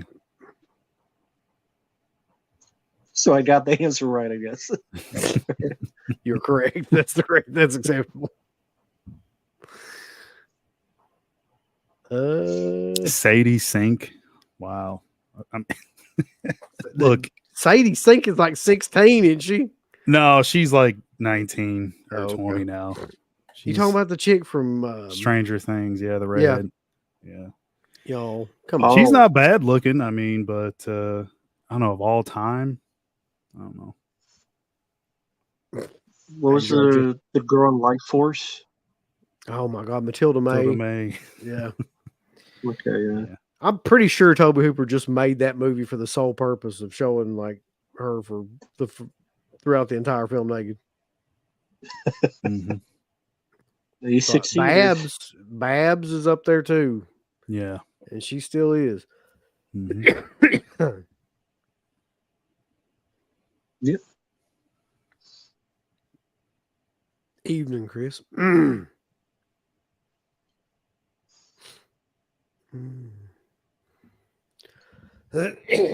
What about Mia Goth? What are y'all's thoughts? I like her a lot. She's attractive. Definitely. Just don't pee around Yeah. her. You can't do it. Well, we know the What? outcome, so maybe Yeah. I will. That's true. Yeah, depending on how you. Wait, what? Yes, but It- what? Listen. Have it's you hard to seen an explain. Infinity Pool before? I don't remember much about it. Okay. I'll let you explain know that I've scene, seen it. Uncle Bill. You go ahead. All right, I'm gonna be as delicate as I can with explaining this scene. So there's a scene in it where, what's the dude's name? Skarsgård. one of the Skarsgård. Skarsgård dudes. There's like Okay. 50 of them. He's using the bathroom, right? Number one, and she sneaks up behind him and gives him the old The reach reach around. around handy Oh, okay. while he's like, peeing. I don't think I made that any Gotcha. better by any of that description. I think I made it significantly worse. Gotcha. This is not going to get monetized. I'll just go ahead and tell you. None of this. The mayor's got a point. What do you say? Anya Taylor-Joy. Show Hammerhead. You got to thank Look, old buddy. Hammerhead. I won't have any disrespect. That's not a good point. That's not a good point. I saw Furiosa. She wasn't that good looking in that movie. Granted, that movie Well, wasn't that good either. I was gonna say everybody in that movie's like covered in like shit crumbs or whatever, all that fucking dust Shit. and whatever the hell. I mean, I don't think I haven't heard anybody that before, but looks normal in that movie, but I haven't seen it, so I can't judge. yeah, that's true. Chris Hemsworth has like the Triple H nose and the buck teeth and stuff. Yeah. So cornball goofball and that. What is the longest you've ever waited in line to meet a person at the convention? I know what my answer is. I'm still not sure why I did it.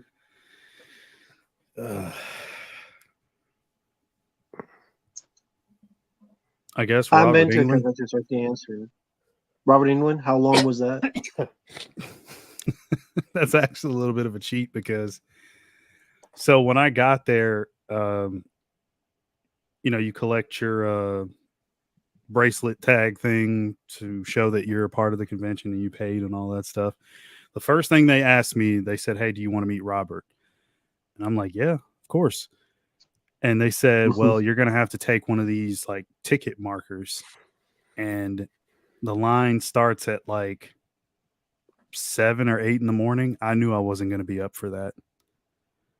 So, because I was staying over from Friday to Saturday, he was only coming in for Saturday and Sunday, I think. And I made my girlfriend stand in line. Shit. which was hours. But she's an early person. I'm not. Oh God. And she was more than willing to do it. And I probably came down there and I probably stood for about half an hour. That's probably the longest I've ever waited. I've lucked up, man. I have never really had any super long lines. That was a really long line, but I didn't wait it. So. She's like, I'll do this, but you ain't DNA for 2 weeks. Yep. Well, that's what's funny. Like, cause she obviously wanted to meet him too. And then like we're in front of him and I'm talking to him and he's signing my stuff. And she freezes up and doesn't say a word. And then we leave, and she's like, I was so nervous. But she's like that with like everybody, man. She wants to meet so many people and she'll get there and I'll say everything and she never really talks. At the most, she'll say hi. That's about it. How long did you, Uncle Bill, the longest you had to stay in the line? 5 hours. It was 2005.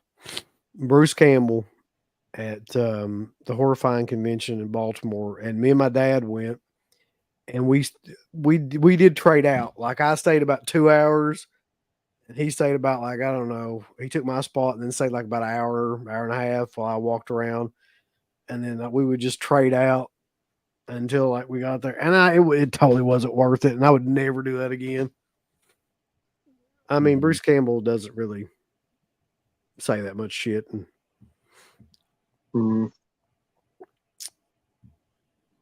But I don't know. Was he being one of those kind of like he's being his character, kind of funny? Yes, prickly? that's exactly what he was doing. Yeah. Did he? Is that just normal, or did he just put on a persona for conventions? I don't know. I don't know if that was like just how he is, or if that was just like his gimmick for when he went to shows. Like, I can't imagine he's like that in everyday life. I don't know how anybody would keep that up. Really? Like, what's the Tom Atkins? Yeah. I think he's just like that.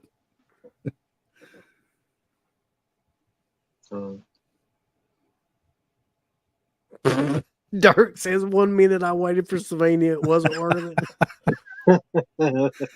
That's so true. By the way, at this last convention, people don't listen to me, but they should.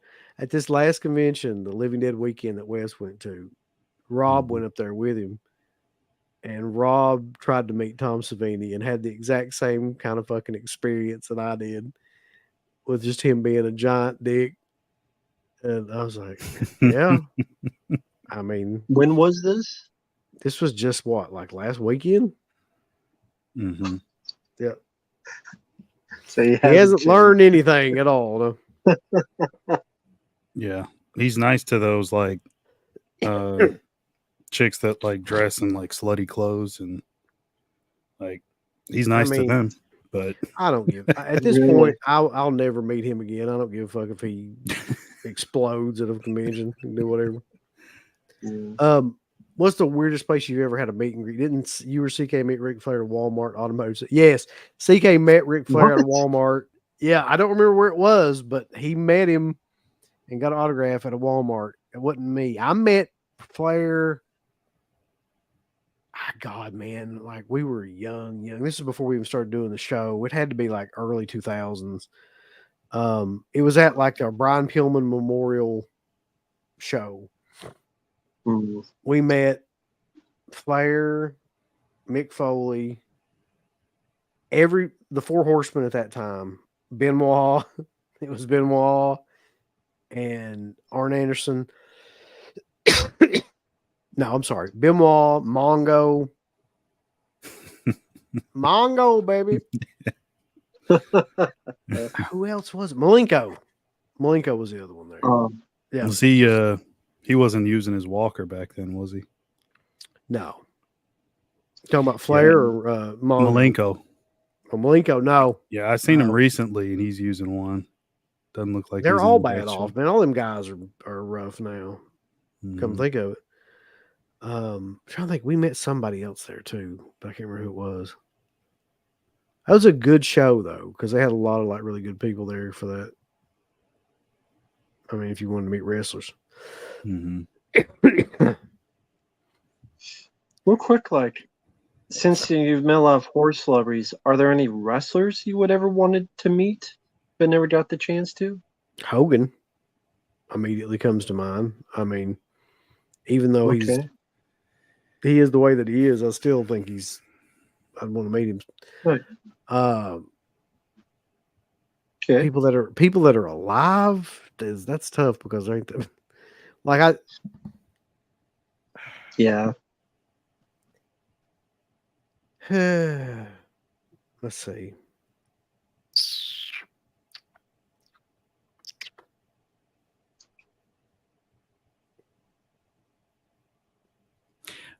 Well, No. I'm just curious. What would you say to Hogan? I mean, he's gonna lie about whatever you ask him. So why would you? I'm just be like- curious. Well, listen, whenever you meet somebody like that, you're gonna have about 30 seconds to say anything you want to fucking say anyway before they move you Yeah. down the line. It's gonna be about $200, something crazy, to get him to scribble his name on it. Yeah. But I don't know what I'd ask him, really. Would you be more into the autograph or to a picture with him? Probably in his case, a picture. I mean, Okay. because everybody recognizes Hogan. It's like one of those Mhm. things that, you know. Gotcha. I don't have anything to get him an autograph anyway. Like, Right. no, I'm surprised he doesn't do conventions. It seems he'll do anything else for money. he does sometimes, but very rarely. I don't know why. Mm. Flair Yeah. does them. I know Hogan does a lot of them at his store, but that's like down in Florida. He does a bunch of like meet and greets and signings down there, but I don't know about any Is that like the big store run by the conventions. guy that supposedly has all these like conspiracy theories and stuff? I think so. I heard about it.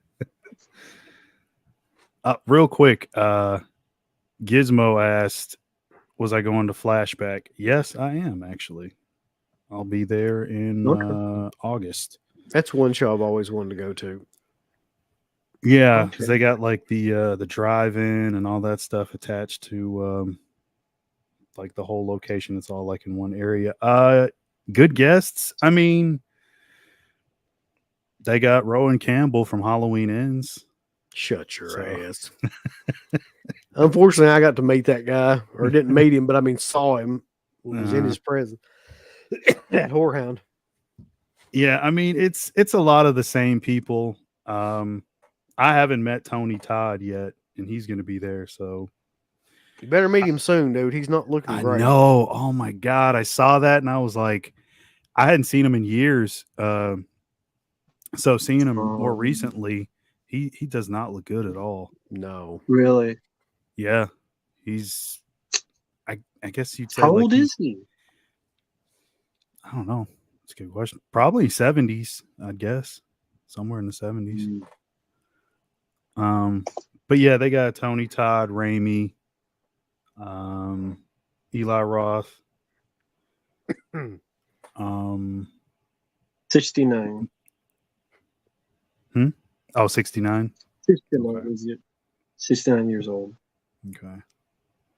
That's too bad. Yeah. But yeah, mostly the usual suspects for that show. A couple of rare ones. Like I don't see God, I was gonna say Ernie Hudson, Keith David too often at shows. He's gonna be there. So there's some good ones. Hopium sends a super chat and says, "Are you guys fans of the first Wishmaster? Watched it again the other night and it still holds up, especially Divoff's performance. Thank you for the super chat, sir." I am indeed. Yeah, I love that Like- movie. Yeah. And I love Robert Kurtzman. Like Robert Kurtzman used to be Mhm. like really, really I don't know what you'd say, like friendly with us. Like I've got a bust over Yeah. him. That's one that he did. Mhm. And he gave me a bunch of shit at one time or another. And we had him on the show, and like he really liked our show. I think he's from like Ohio or something like that. Like, and I guess he's got relatives or something that maybe are from around here, and he really like used to listen to the show on a regular basis. So I've always liked that guy, and I always liked Wishmaster. I always thought it was really underrated movie. Yeah, I saw that one in the theater and had a good time with it. The effects are definitely one of the standout things, and then you got a million like horror people cameos. True. Tony Todd, Robert England actually has a decent role. Kane Hodder, I think Reggie Bannister. Yep. Ted yeah, Raimi. Yeah, you name it. I mean, Yeah, they're probably They're in in there. there. Fun movie. I enjoyed it. I think I saw it in the theater as well. Like you mentioned, Andrew Divoff did a really good job.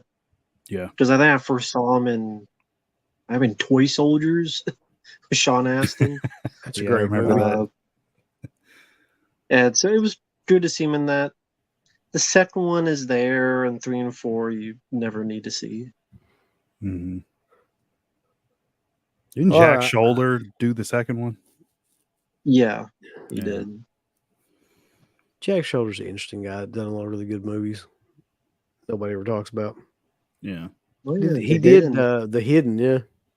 Oh yeah, definitely. That's classic. I'm surprised that film still has not gotten like a good release. Me too. Surprising. There's a 2-pack of that with The Hidden and The Hidden 2 that would be perfect for like Vinegar Syndrome to do. Mm-hmm. Like that just seems like Yeah. something they would do. Yeah. Anyway, I'm about to lose my fucking voice for real. It's been killer. Pretty late. We've still got around 125, 130 people in here at 1:30 in the morning. I have no idea why, but God bless all of you for coming. Yeah. So It's Friday night's a good night for football. last Boy Scouts killer. Yeah. Matt, tell us what you got going on. First off, thank you for having me on. It's been fun as always. As for my channel, I continue to do a bunch of requests, so a lot of randomness, including reviews on bad Nick Cage films like 211. I'm sure like, what the hell is that? Furiosa, some Michael J. Fox reviews like Bright Lights, Big City. Sleeping with the Enemy, which I forgot how fucking boring that movie was. But yeah, it made $100 million. Mm-hmm. Which is crazy that made $100 million. Julia Roberts was over back then. She was. Yes. She was like Austin over. Mm-hmm. So continuing with that, and we'll continue thanks to people out there. How about you, Mark? Don't say nothing. No. The thing is I don't know if I should do a video on this thing just yet because I am going to Flashback. And I want to get it signed by Raimi, but I just got this in. Here's the here it is. So this is the media book for the Ash versus Evil Dead. But I got the big set for it, so let me move the mic out the way. He's gonna whip out a damn chainsaw. I know he is. Jesus Christ. Yeah, Wow. Well, I'm bringing this down here so you can hear me. So this is the Ash versus Evil Dead set. Oh, and then so you gotta add the chainsaw, which is right here. Of course. There you go. It's killer. And then the shotgun, he needs his boomstick, which goes in the back. Hold on. There we go. It does. How much was that? You don't want to know. Yeah, you don't want to know. But yeah, the boomstick is removable. It's like a magnet that like keeps it in there. So I'm gonna have Raimi sign this big bastard. And yeah, the set goes in the back there. That is pretty badass. Okay. So yeah, that's another bust for the collection. I know he Jesus. didn't mean to say it like that, but that's a hilarious comment. What's that? Jackson Jack. If you just look at that comment, like, I have to scroll up. Let me see. yes, I believe this to be true. Oh. Mark is wealthy. Yeah, I see it. I see it. He won't lean. All these busts are very well built, and yeah, I haven't had any issues with any of them. It's going to be hell though. So that Oh yeah. this really cool limited big set for Final Destination, Stony Todd will be there. I also have him sign my. I don't have the bust right here. It's in the other room. It's Night of the Living Dead, but it's like a grave, like hand coming out of the grave. It's the tombstone.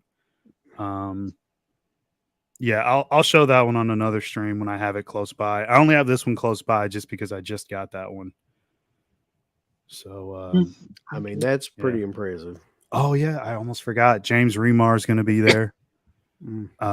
So that limited Dexter thing that I have, that huge thing, it's going to be a fucking nightmare walking around with all this shit. I don't even like, how are you going to do that? I don't know. I really don't know. Because you can't just throw the shit in a backpack because it's fucking fragile. Yeah, I'm gonna have to like buy like a cart or some shit off Amazon. No joke. Like, and I was thinking like, it's like 4 or 5 big things, but then there's other stuff for some other people that I have that are really big. So I'm like, God damn, I don't know how I'm gonna make it work. It's gonna be the worst convention yet because anytime I go, I have a bag. It's like a big backpack, like full of stuff, and then I got like a thing that I have to drag behind me. So it's fun, but I try to get the autographs out of the way. Yep, you're gonna need you can get you a kid's wagon. Yeah, I'm not joking. I'm gonna have to get something with wheels on it to carry all the shit around. God forbid that I buy anything when I'm there. Hopium, another $5 thing says, before you guys leave, I'd just like to say I watched The Fanatic the other night, and I'll be damned if I didn't hate it. Definitely not the worst film. It's hilarious. I mean, it's unintentionally fucking hilarious film. Like That's on the true. level of like The Room or something like that. Yeah. John Travolta did not sleep. He went for it, whether it was good or bad. He did go for it. I'll give you that. Yeah, he did. He went for something. As far as we like the Epic goes, God damn it, Matt. What are the dates of that shit again? So we got the 16th. It is. I'll see 1 sec. On the 16th at 9 p.m. Central. You and CT are talking about Fatal Games and Cheerleader Camp, and Slash Bat for Cool Summer. Yep. And then on the 20th at 9 p.m. Central, you're doing the Horror Media Hall of Fame 2024 with the two of you and Garrett from Born to Be Rad. Yep. And then I guess sometime after that, you'll do the Alien 3 sequelitis thing as well, sometime after the 20th. Yeah, which I dread. And I mean, I should know this because I've seen the shows before, but it's been so long. Horror Media Hall of Fame, that's like the best releases of the year so far? No, that's just like our picks for like the best physical media of all time, like to put in the Hall of Fame. Like, so like, you know, the Phantasm Sphere set was one of them, and so was like the Wicker Man box thing that Anchor Bay did. Yeah. So we just pick like different physical media kind of releases that we would put in like the Hall of Fame. Okay. Does Garrett dab? I'm gonna bet not. If I had to guess. And that one's like the next stream you guys are doing, right? He just said the dates and I wasn't paying attention. The 16th is The 16th is the 2 slasher films, Fatal Games and what were the Cheerleader Yeah. Camp. That's the Okay. 16th, and the 20th is the Hall of Yeah. Fame media. Okay. So that's Either way, tomorrow. I'll be watching the Horror Media Hall of Fame one for sure. I'll be watching. I want to see what's going to be represented. I might Well, have listen, to invade we don't do German or fucking French shit. We or can't do that stuff. or It's the gotta be something- Netherlands or Sweden or Yeah, that's widely known, Mark. All right. hey, this stuff is widely known. Shit. Those things like 1 in 30 or something. Like crazy. Yeah, I think there's only like how many made of this again? Let me see. 5. God. I think 500 or something like that. Oh, more than I thought. Only 1,500 of these made. Jesus, that is more than I would have thought. Yeah, But it's hard to anyway, find. Thanks to everybody. Thanks to Matt. Thanks to Mark for coming out, doing this. Thank 3.5 hours of nonstop talking. My voice is fucking shot. I appreciate everybody that participated. The chat was rolling the whole time. Thanks to everybody. Mhm. Check us out over at deadpit.com. Into the Dead Pit. Check out these two guys' channels. We represent them all the time. And we'll see you guys later. Later. Peace, people. If I can find the outro. Give us the thumbs up, Up you butt. like, subscribe. And if you subscribe, here's something else you can do. Once you subscribe, you can click the bell notification, right? And it'll notify you anytime that Dead Pit puts up new shit. Poor dog. I really don't give a fuck. I want you to. I want you to. I don't care. Let's keep our community growing here on YouTube. I don't like it. I don't want you to do nothing. Listen, they need to do that. No, don't you dare touch it. Thumbs up. Subscribe. And click that bell. There's all kinds of wonderful shirts over at shop.deadpit.com. Simply the best horror shirts. On TeePublic, there are others, but they all suck. You can get some Dead Pit radio shirts. You can get Last South on the Left. The Hills Have Eyes. Texas Chainsaw. Oh, wait, you can't say Texas Chainsaw. All kinds of shirts, folks. You're gonna love them. Shop.deadpit.com. Thank you to all of our supporters on Patreon. Dead Pit on Patreon.com is the only place to check out a complete archive of the old Dead Pit radio shows all the way back from 2005 on, in addition to the midweek shows, fan commentaries, exclusive podcasts, and much more. Dead Pit on Patreon.com if you're interested. Tiers start at only $1.